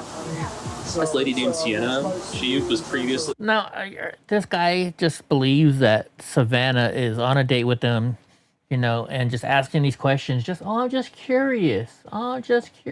She was basically assigned by Karen Bass, Mayor Bass. So I think she was a friend of Karen Bass, basically. I didn't know her beforehand. So she oversees everything, all the money that comes in, and then you guys. She oversees specifically the LA Housing Department. Okay. And she's a friend of Karen Bass. Yeah, she's a friend of Karen Bass. Have you reported her about the embezzlement that the? Oh, she has to be aware. Like And then the GM just doesn't want to do anything. I don't know if the GM can do anything because it's a relationship business. And I mean, if she were to call out like the people that are calling Karen Bass's office, Karen Bass, I might not get enough money for a re-election. So it's just people don't want to rock the boat.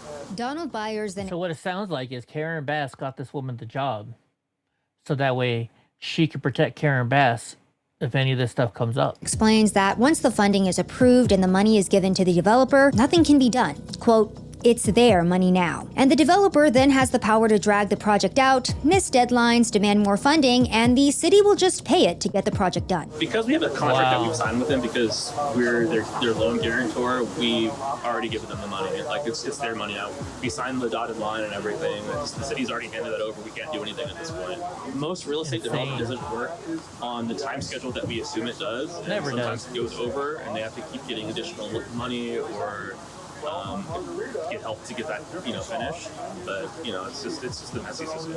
It's just a messy system. It sounds like much more than just a messy system to us. The sidewalks in the city of Los Angeles feature over 70,000 homeless people. Some street corners look like a dystopian nightmare. And the citizens of California are paying more in taxes than any other state. $800 billion federally and $265 billion in state tax. With all that money being taken from citizens and siphoned into programs that are designed to help the the homeless, there is no excuse for homelessness to still be prevalent throughout the You would state. think. But with these statements from Finance Officer Donald Byers, the crux of the problem becomes clear. Corporate greed and political corruption have established deep roots throughout the efforts and programs designed to give shelter to the homeless. From shady development companies dragging out projects and embezzling the funds to corrupt politicians willing to look the other way to maintain election funds. It seems that the help that is needed will remain out of reach for the 70,000 homeless people on the sidewalks of Los Angeles. And when citizen journalists attempt to expose the fraud, the complicit politicians make a mockery instead of thanking the journalist and attempting to clean up the mess that has been exposed. Nonetheless, we will continue to now they're trying to create laws that stops investigative journalism. Investigate the fraud and shine the brightest light on it that we can. And hopefully, eventually enough eyes will be opened to inspire a genuine change. We reached Just insane. Oh, wait, hold out on. to the Los Angeles Housing Department and Mayor Karen Bass for comment, and here's what they said. Let's face it, We're not going to comment on this nonsense any further. Oh, yeah. Nonsense. All right, so now it says Justin Eric Swalwell is officially out of Congress. Let's see what they read now. Let's see what it says. The Honorable, the Speaker, House of Representatives, sir. I am deeply sorry to my family, staff, and constituents for mistakes and judgment I've made in my past. I will fight the serious false allegations made against me. However, I must take responsibility and ownership for the mistakes I did make. I am aware of efforts to bring an immediate expulsion vote against me and other members. Expelling anyone in Congress without due process within days of an allegation being made is wrong. But it's also wrong for my constituents to have me distracted from my duties. Therefore, I plan to resign my seat in Congress effective at 2 p.m. Eastern Time on April 14th, 2026. I will work with my staff in the coming days to ensure they are able, in my absence, to serve the needs of the good people of the 14th Congressional District. Signed sincerely, Eric Swalwell. See, that one says bye today. Okay, so this isn't guaranteed yet either then. What's up, Donnie's? This isn't guaranteed yet either. That's why they said that he hadn't done it yet. All right, and Representative Tony Gonzalez has officially resigned from the House of Representatives effective tonight at 11:59 p.m. That's what it says. Let's see. 2026 at 11:50. Hold on, we got to make it bigger so we can move our thing. The Honorable, the Speaker, House of Representatives, sir. Enclosed is my resignation letter to Texas Governor Greg Abbott, effective April 14th, 2026 at 11:59 p.m. Eastern Standard Time. It has been my privilege to serve the residents of Texas's 23rd Congressional District. Signed sincerely, Tony Gonzalez, Member of Congress. Okay, so at least he resigned for sure. What's Palm saying over here? Palm says, you're not getting a treat, dude. I think he has been working too much with the staff. That is what has got him in trouble. You think he's been working too much? You mean like pushing his staff too far? Is that what you're thinking? No, I think the people that came out against him weren't the staff members. Not all of them. So I don't know. We'll have to see. We'll have to see. All right, so let's hear what Luna has to say here. I think both of these men need to get that on the book as soon as possible. And I look forward to assisting the FBI with information that I have regarding the investigation into former Representative Swalwell. Can you expand on that, Congresswoman? Look, there's been a lot of reports you've heard about people knowing information on the Hill, but there was some information brought to my office specifically. I did obtain forensics on that now infamous video in the hotel room. I am hearing that there is an investigative report coming out that he used his campaign funds to pay for that. Wow. There's also been allegations that potentially the person that filmed that video was potentially a minor. All of these things obviously coming to my office, but I am going to be handing over to the FBI because they are, to my understanding now, asking Mr. Swalwell to come in and talk to them. Just for context for our viewers, she's referring to a video that CNN has not yet verified, that we're still working to verify, of Swalwell in a hotel room, allegedly with, as you noted, someone in the room whom he was kissing. And there have been various allegations on social media about what was happening there. CNN, again, has not yet verified those. I wonder, Congresswoman, if you could share whether you heard from Speaker Johnson about all of this and how much support was coming behind the scenes from leadership for these expulsion efforts. Look, I actually talked to the speaker this morning. He's very supportive of what's transpired because obviously he does not agree that the House of Representatives should engage in cover-ups, but also to this type of corruption.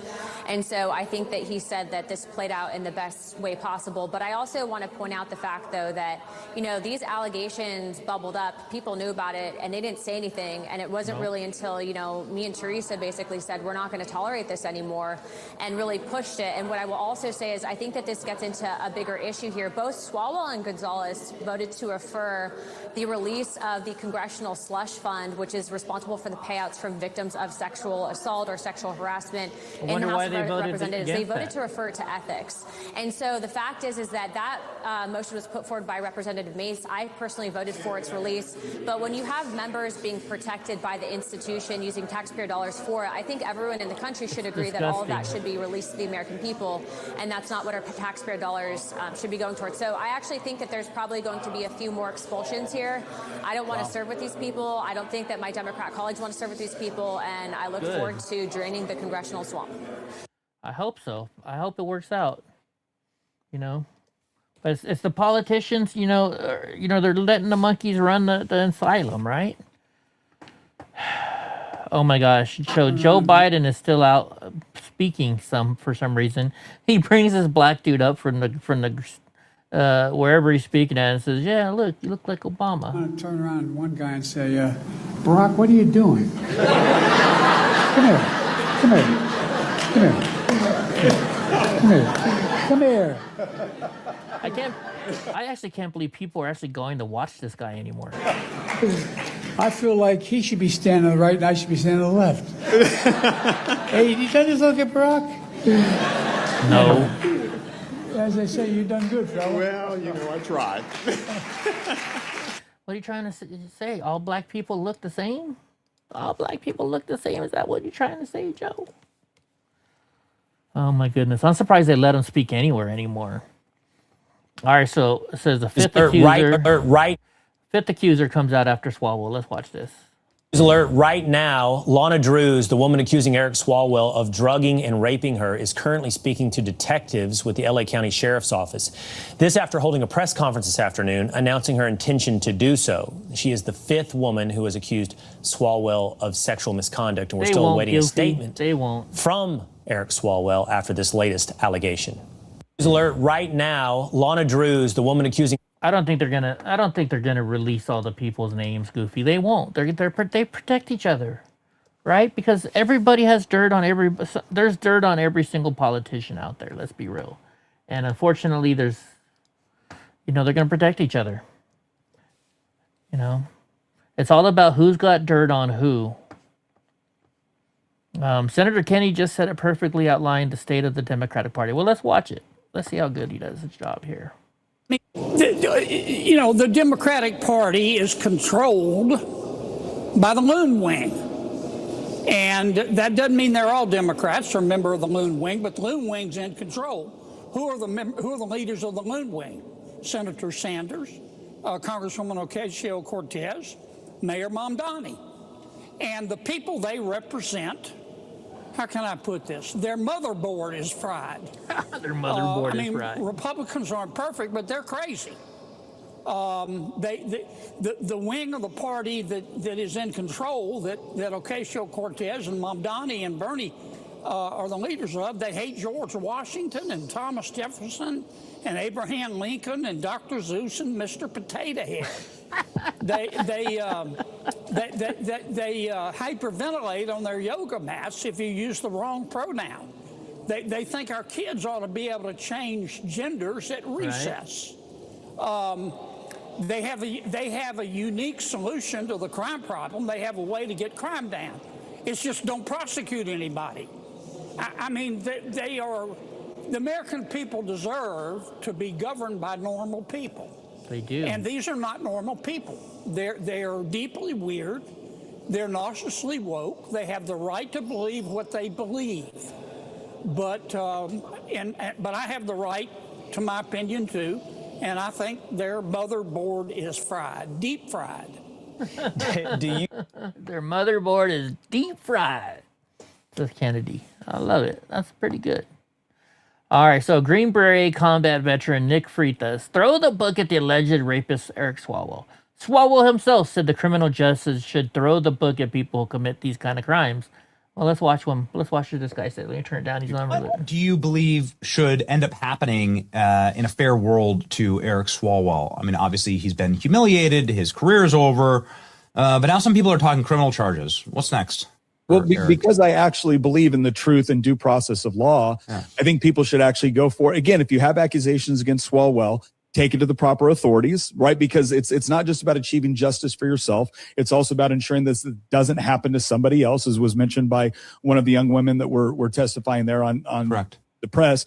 Take it to the FBI, take it to law enforcement, go through the proper process. And if he gets convicted in a court of law, he should serve the appropriate sentence for it. I think we should throw the book at him, just like Eric Swalwell would have recommended having the book thrown at others. What does it say exactly about an Intel committee member? Maggie said, look at this. Maggie says, I love Kennedy, right? There you go, Maggie. He's pretty funny, man. I want good politician. I think we should just pause for a second. So you're on the Intelligence Committee. You have a top secret clearance, and you're sitting there getting filmed with mawing at a sex worker, in a hotel room. And according to what we hear, that's going to be, that's tame compared to what else they have. What does it say? Well, again, if you were a service member, if you remember I used to have a top secret security clearance.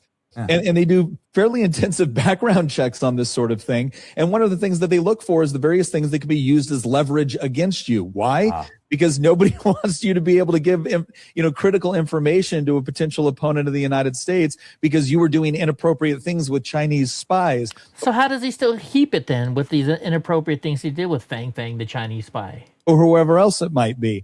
And yet this didn't seem to matter to the Democratic Party when they put Swalwell on there. And again, I'm no longer confused by any of it. None of it shocks me anymore, because the moment you wake up to the fact that all of their morality is tied to getting power because they're the good guys, then of course they're able to excuse all kinds of inconsistent behavior.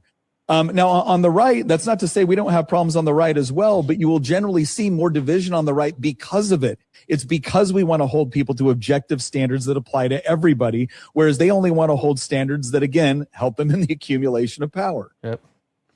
It's the Democrat playbook. I mean, come on. That's why they get dirt on everybody, so that, when dirt comes out on them, they can cover their asses. Okay, Polly Marcus says, Justin, Eric Swalwell's attorney releases a statement announcing they're considering suing those responsible for orchestrating this reprehensible campaign of lies. Really, they're gonna sue people. Well, that'll be interesting to see. I doubt that's gonna happen, but we'll see. You never know. You never know. You had secret clearance for your job in the Navy? Nice. The DOJ has filed a motion to vacate with prejudice the charges against several January 6th defendants. The list of defendants are Oath Keeper Stuart Rhodes, Ken Harrelson and Kelly Meggs, Jessica Watkins, and Proud Boys Ethan Nordine. So yes, they were released from jail, but they never vacated it, right? The charges. Joseph Biggs, so Big Joe Biggs getting out. Zachary Real, another good friend of mine, and Dom. So some good news. Let's just hope it happens quickly. They need to be vindicated. And after it happens, I'll get Zach to come on the show probably. So breaking news, watch as a Kick streamer Sneeko is attacked and punched extremely hard in the face after telling his chat, "You deserve to be publicly executed." You told your chat that? Interesting. I don't even know who this person is, but let's watch it. I'm curious. And put your life force into a sock? Yeah, you deserve to be publicly executed, yes. What are we talking about? Okay, this is a setup. What the? This looks like a setup. And put your life. I think that was a setup. Trying to get him more views, and look at one.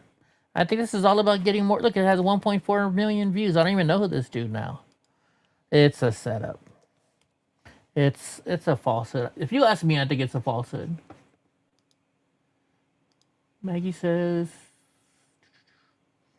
or she has a face that wore out two bodies. Okay, I'm lost on that one. I don't know what you just said. We're saying there. What's the next one we got? Yeah. We're almost done for the night, and then we're gonna find somebody to raid. You didn't see that coming, but it could have been staged. I think it was staged. Looked like staged to me. Looked like it's staged. So this woman recorded her parents and put them on social media. And now she's shocked she's getting kicked out.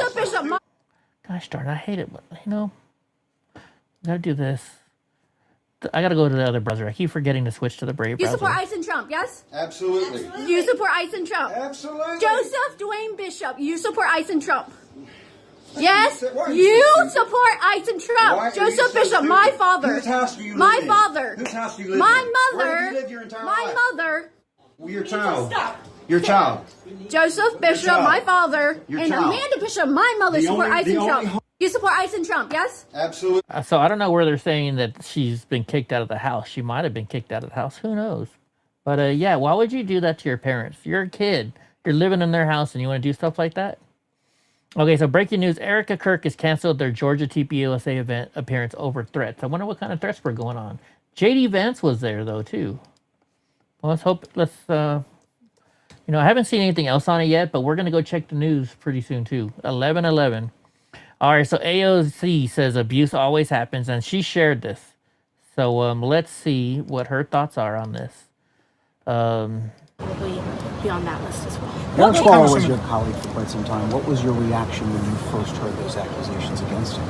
I mean, here's the thing, is that when you have victims that come forward, abuse always happens in the shadows, right? And there's no amount of vouching or no... Okay, before we finish, she's got 34 seconds left. Do you think she's going to say anything about Swalwell, like condemning him? Or do you think she's just going to just go along with a person that can negate a victim's experience, period. And that harm, as a survivor of rape myself, who never talked about it after it happened, I know the pain and the weight of hiding something like that and the fear of that. And, you know, this is why we have to center survivors of abuse, hear them, and protect them, and change our institutions so that it doesn't happen again. What can... You notice she does not say a single thing about Eric Swalwell. Goofy. Mid-90s allowing women, and I don't know, okay. Palm says, what is Palm saying?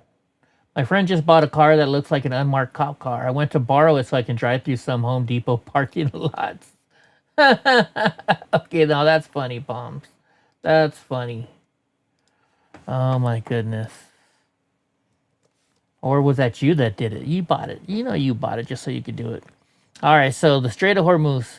In the fleet of Arleigh Burke class-guided missile destroyers are now controlling the Strait of Hormuz and are the backbone of the operation. The pointy tip of the spear are the A-10 Thunderbolt II attack jets patrolling Iran. Cool. I don't feel like reading the article, though. I really don't. What's next? I didn't take a nap today, but I slept until like 1 o'clock in the afternoon. So, Democrats saw two Republicans leading the race, and they knew their front runner was compromised. Swalwell wouldn't drop out on his own, so he was forced out. Now, after complaining about how bad billionaires are, it looks like California is about to elect one for governors. Yeah, billionaire Tom Steyer is now projected to win the California governor's race. And that's bad. So, you know, we had, California, the way it works here is the top two people with the most votes get to move on, to November. And so when we had, Swalwell and Tom Steyer going against each other, they were splitting the votes, right? So that gave us a better chance of having two Republicans going up there. And now, well, they screwed us. So this thing could have been a political move to mess with the United States, right? It could very well have, to mess with California. It could very well have been. Look, there's JJ sharing our stream. I appreciate it, JJ. But let's go to new post notifications. Let's see what's happened. All right, so now it's 5 o'clock. So we got to go back 3 hours. We'll go back 3 hours and see all the new stuff that popped up. And this isn't everything that popped up. This is just on the people that I actually believe are worthwhile to check out what they're putting up. When was this? 2 hours ago. We got to go back to the 3 hours. 2 hours. This is what I do every morning and every afternoon, just so you guys know, to get all these news stories. That way they're in order of when they came out. So this is kind of some of the stuff I do. Okay. When was this one? 3 hours ago. Okay, here we go. So Trish Reagan. Let's see what's going on here. Police officer saves a 3-year-old boy by shooting a woman who was abducted and stabbed him at a Walmart in Nebraska. What the heck? At 9:20, the first officers arrive on call to investigate the nature of this incident. They encountered a female outside the Walmart at this location. Oh, shit. Wait a minute. I'm just not looking. You can see it. Oh, man, what happened? Look. You can see the knife in her hand, and that's the little kid. Whoa. Whoa. Incident. They encountered a female outside the Walmart at this location. She was holding a knife to a 3-year-old child that was in a shopping cart. The officers gave the suspect commands. At what time there is video that shows the suspect swiping the knife at the child, cutting him across the face. She cut him Officers across at that the face? time, at least one officer fired their weapon. We do, Maggie. And the suspect is deceased at this scene. When she was approached by the suspect produced a large knife inside the store and took possession of the child, essentially kidnapping the child. Gave commands to the caretaker of the child to walk in front of the shopping cart. I don't know, maybe. And the suspect followed with the child, with a knife to the child, followed the caretaker out of the store. They proceeded down the driveway here, and there was some verbal back and forth, it appears, between the caretaker and the suspect for several minutes until officers arrived. So caretaker. I wonder, so this is not really the mother, I'm guessing? So 3-year-old boy from a shooting of a woman who abducted and stabbed him at Walmart in Nebraska. And then that's when the officers arrived and the shots were fired. It does appear the child's going to survive at this point. Well, that's like I good. said, being treated at the hospital. At least the child's surviving there. What is this? California Democrats actual go behind their stuff. Nick Shirley out. Let's see. Privacy for, well, again, quote, immigration service providers. I know what that means. Lets people keep addresses confidential, ban sharing photos. Victim can seek up to $4,000 in damages, maybe more. Nick, I used to practice a little bit of this law. I don't think this is going to pass constitutional muster. It sounds like something you'd expect in Europe or maybe Canada. Well, when has California cared anything about the Constitution, right? They've already eliminated the Second Amendment, so may as well eliminate the First Amendment out there as well. And you know, they're trying. You know, I really don't like Nick Sorter a lot, and you know, he's just trying to get on Fox News now, isn't he? Trying to act like, oh, they're serious about removing fraud out there. No, what they're doing is, instead of eliminating the fraud, they're eliminating the people that are trying to expose the fraud. On the fraud. That's the goal, exactly. That's a great point. Remember, it was the free speech movement that kicked off at Berkeley in California. So much for that. No free speech here anymore. We cannot forget the most important bill we can pass is the SAVE Act. Yes, we know that. Looks like another charge will be added here. An unborn baby was killed. What? What is this to? Something in Delaware? Columbus, Ohio? I don't know what this is about. Columbus, Ohio. Oh, of Columbus facing vehicular homicide charges after a pileup. Yeah, on the I-70. That was yesterday. So this is where a principal from Oklahoma attacked this kid to stop him from attacking other people. Good job, principal. So there was an active shooter, and that principal just tackled him to save his students. Good job, principal. We talked about this yesterday. Today's Republican Party, the party that lets off cop beaters and violent extremists. Of course, they're mentioning the Proud Boys, right? Yeah, whatever. Great news. Congressman Clay Fuller, a Republican from Georgia, has just been sworn in, expanding Republicans' margin in the House. Good. House Democrat seeks to launch 25th Amendment. We talked about that already. Ooh, President Trump is saying the war is close to over. I had to divert because if I didn't do that, right now you would have Iran with a nuclear weapon. And if they had a nuclear weapon, you would be calling everybody over there, sir. And you don't want to do that. Well, you keep saying was. Is this war over? I think it's close to over, yeah. I mean, I view it as very close to over. You know what? If I pulled up stakes right now, it would take them 20 years to rebuild that country. And we're not finished. We'll see what happens. I think they want to make a deal very badly. They didn't. They haven't yet. They haven't yet.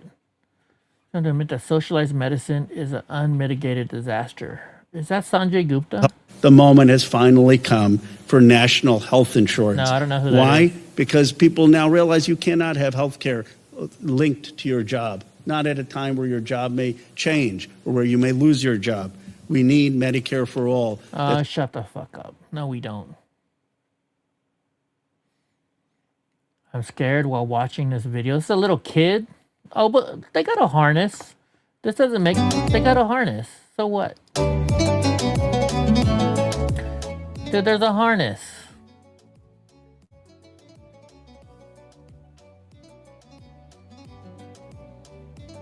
Dude, this is fake. This is AI. She's doing... No way she's doing all that mumbo jumbo. And she's in, what do you call those things? In chanclas. What do you call them? The sentence of conservatives will be over 80% of America by 2100. This chart shows America's demographic destiny if today's fertility trends. So conservative is kind of going down, but it's not going down as much as the Democrats. They put a V8 into a Prius. No way. Oh yeah, it looks like they did, didn't they? Why? Just why? LaMonica McGyver, on the House floor, I gave a tribute to the life of Alberto, whatever, a Newark native who led the... Yeah, you're not talking about Swalwell. Why aren't you talking about Swalwell? Kevin McCarthy says, every member in Congress knows not to let any young staffer around Swalwell. Interesting. Let's hear this. Congress knows not to let any young staffer get around Swalwell or Matt Gaetz. I try to, JJ. It's not a secret there. I'm not surprised, frankly, because there have been rumors after Willie Brown, Democrat downtown Willie Brown, who had Kamala Harris all over his junk. After rumors. His colleague in Washington pretty much said that. That's what Adam Schiff said. That's what Nancy Pelosi said. That's former San Francisco Mayor Willie Brown reacting to news of Swalwell suspending his campaign. Is there anybody that... You know what? I can tell you what restaurant this is on. It's going to be at a restaurant. It looks like it. I'm not sure. But every Thursday, but it's only Tuesday, so maybe not. You support at this point? Every Thursday at this restaurant. I'm still trying to find somebody who might be able to win. And so far, I haven't found him.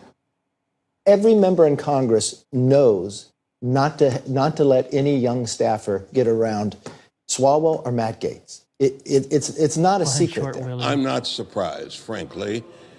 One short Willie, huh? Interesting comment. Report, Biden DOJ collaborated with pro-abortion groups to target pro-lifers. I don't doubt that. We talked about that earlier. Let's see. The same day Republicans set hearing for Trump's sock puppet to head the Fed. See, even Elizabeth Ward, nothing about Swalwell. None of the Democrats are talking about Swalwell. What you're watching now in Iran with the implementation of the blockade is the total resetting of American power. Let's see. They said the president had no plan to secure the strait, and looks like it's going pretty well. Never listen to a panikin, Jesse.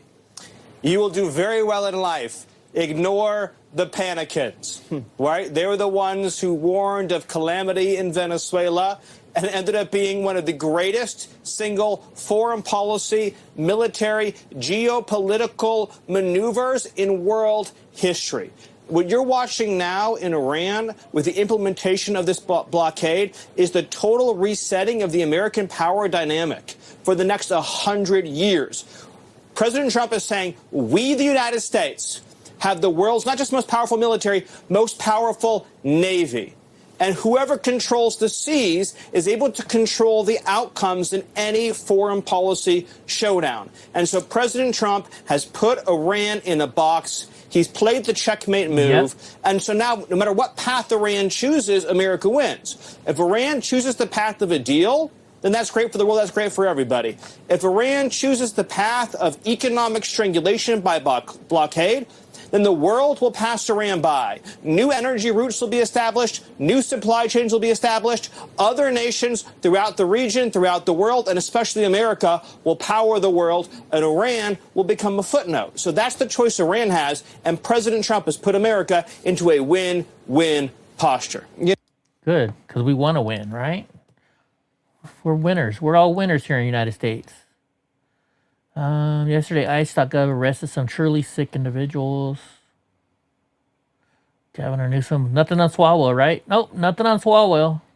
Cory Booker, nothing on Swalwell. When we design our world with justice, access, and inclusion at the center, we don't just lift up a few, we lift up everybody. I am disabled and I can agree with this. Let's see what this woman's saying. Watch this. You know these little ramps at the end of the pavement? That's a curb cut. They were made for wheelchair users, but are now used by cyclists, people with suitcases, parents with buggies, and more. That's the curb cut effect, where access for disabled people ends up helping everyone. Electric toothbrushes. Like how they take the freaking handicap spots. Originally made for people with limited grip or coordination, and now everyone uses them. Ramps, built for wheelchair access, but perfect for bikes, buggies, and suitcases too. Assistive tech was made for those with sensory perception disabilities or mobility impairments. Now everyone uses them just to set timers. Echo, set timer for 10 minutes. Velcro was used in disability care settings long before it hit shoes and school bags. Audiobooks, originally made for blind people, now a go-to for the masses for multitasking or rest. Automatic doors, made for access but now essential at supermarkets, hospitals. I wonder what her disability is, because she looks like she's like me. She's not permanently, like she can move at least her right leg, where I can move my left leg. I can't move my right leg though. Airports. Subtitles and captions. They were made for deaf and hard of hearing people, but now everyone uses them on the train, at night, or just to focus better. Disability drives innovation. Accessibility helps everyone. So next time you use one of these, remember where it came from and be sure to share this so more people realize. Interesting. Dave Ramsey to stand outside pearly gates and judge people based on how well they budgeted. You gotta like Dave Ramsey. Dave Ramsey's a cool guy. I listen to his show quite often. I do. There's irony to media at the garbage pub, which falsely accused me of lying about how the ICIG secretly changed its rules. U.S. military smokes drug bullet. We already saw that. Thank you all for following us. We reached 1.7 million followers. AOC talks about how less expensive it would be to have Medicare for all. Okay, let's see how stupid she is. We got to hear how stupid she is. Give you one, just as an example. People love to ask this question as though it's a gotcha, but the reality is that there's actually a lot of different ways that you can pay for this. But I'll give you one, just as an example. Yeah, just give us one. I'm a member of Congress. My salary is public information. I get paid $174,000 a year. Now, I have to maintain apartments in 2 cities. That's a whole separate issue. I get paid $174,000 a year. I pay and kick in for my health insurance, and my employer kicks in for my health insurance to United Healthcare. I would much rather that money that goes out of my paycheck to go to Medicare instead of United Healthcare. It would actually, you don't even have to give me a break on it. I'm not even asking for help. It would be cheaper and it would help more people. Where's your proof? And the care would be cheaper too. Where's your proof? Even just letting people buy Medicare. Where's your proof? Would be a step forward and would introduce solvency to the system. But here's another thing to think about. This is the thing that people don't think about. Medicare right now covers people 65 and up for the most part, seniors. And seniors, older people, are the most expensive segment of people to insure. Okay. It is no shade. If we are all lucky, we will reach that age. But we are already insuring the most expensive population segment in America right now. If you started allowing young people to be covered by Medicare, they make systems solvent because they use it way less, but their proceeds go to helping everybody else. So people often... So you're stupid. So here, first off, the reason these seniors are allowed to Medicare is because they paid into the system with your taxes. Every year, every time you got to pay taxes from your job, you got to pay stuff that goes into Medicare. Okay, dumbass. And go back to this question of like, how are you going to pay for it? We are already, not only are we already paying for it, we are already paying more now than we would under a Medicare for all style system. You're just an idiot. You're just a freaking idiot. She's not showing us any proof of how it would save us money by any means whatsoever. Ed Whelan told National Review readers for a year that Boasberg was a straight shooter. No, he's not. Eric Swalwell is going to prison. Let's see what these... So, Swalwell for Congress, all transit. The Los Angeles County Sheriff's Department says the alleged rape of Lana Drews by Eric Swalwell took place in July of 2018 in the 900 block of Hammond Street.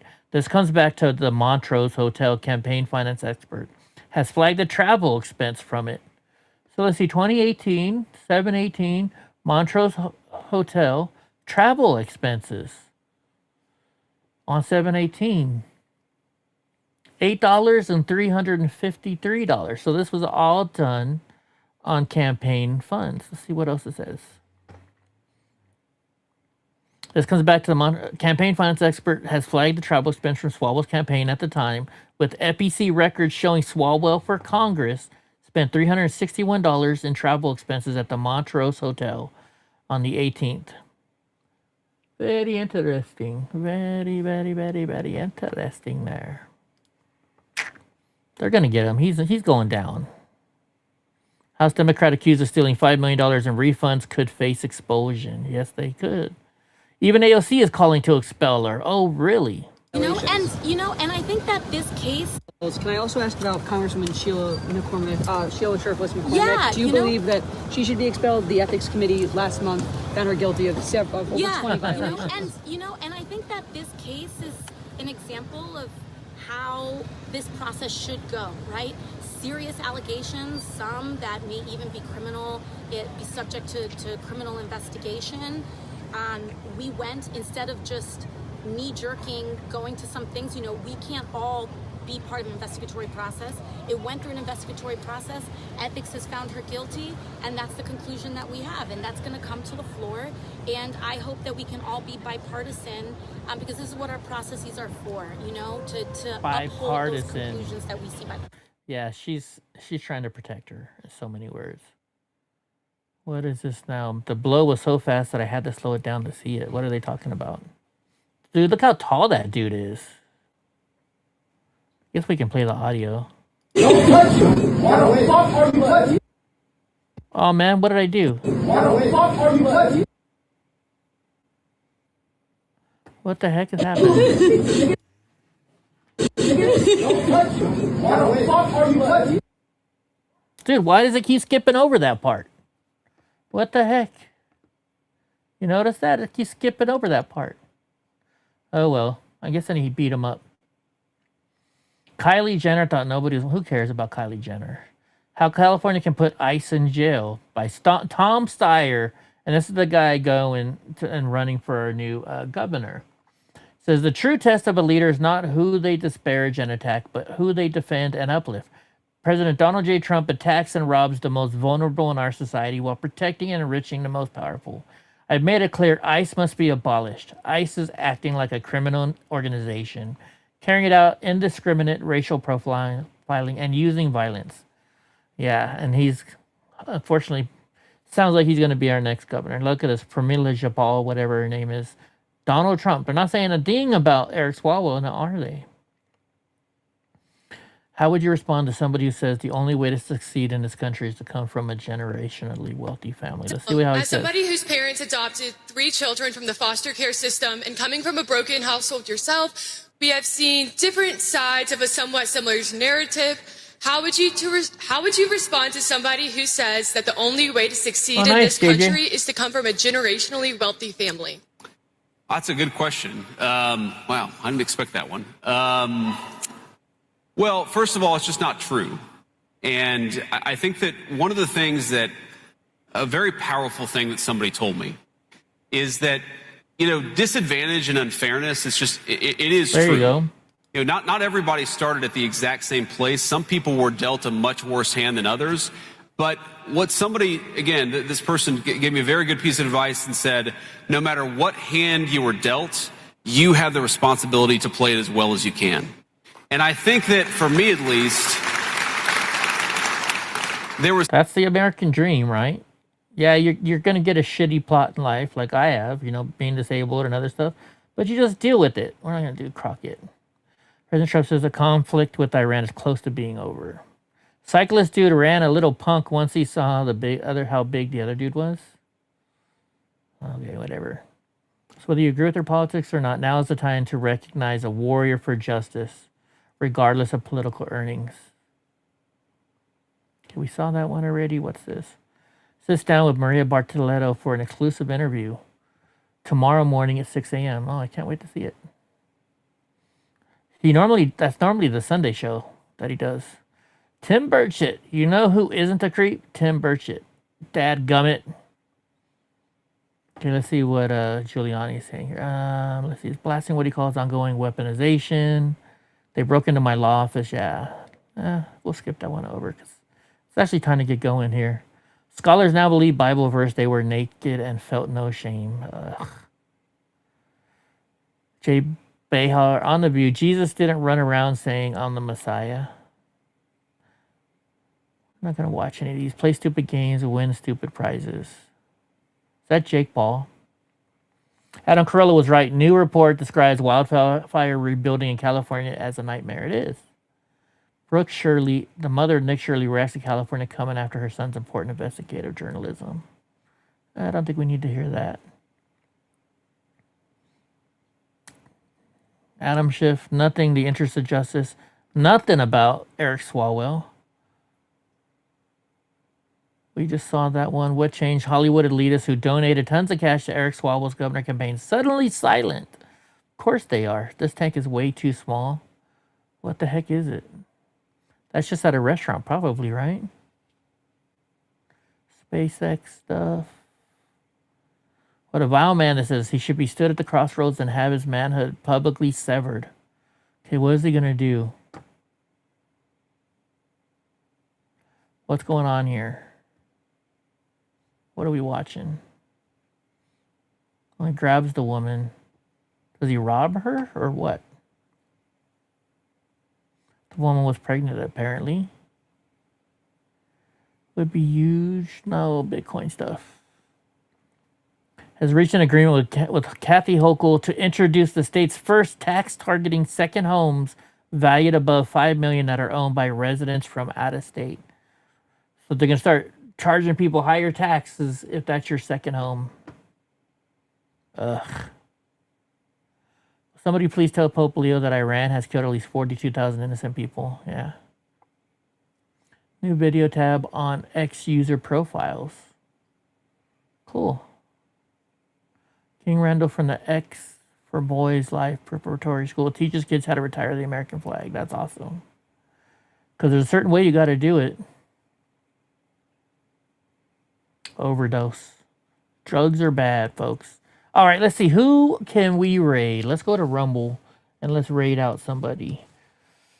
Because I've got things to do. I got to cook dinner. I got to feed the puppies.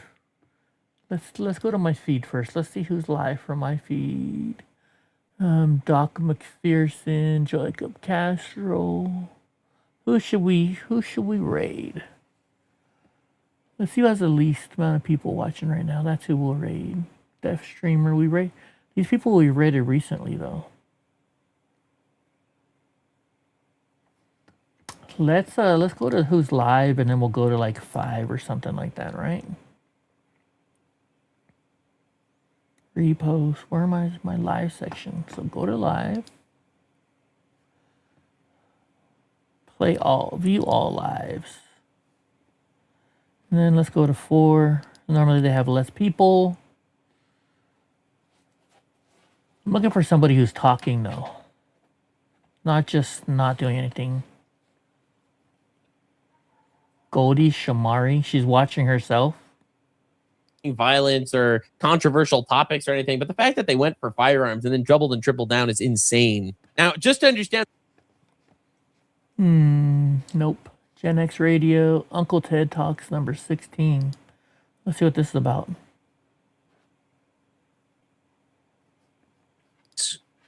Would never concede to say that we do not, we or I don't we think I've do ever not seen, I'm not live following in a them. propagandized society here. We do. Absolutely. I would never discredit that or Kind of see what they're talking about first.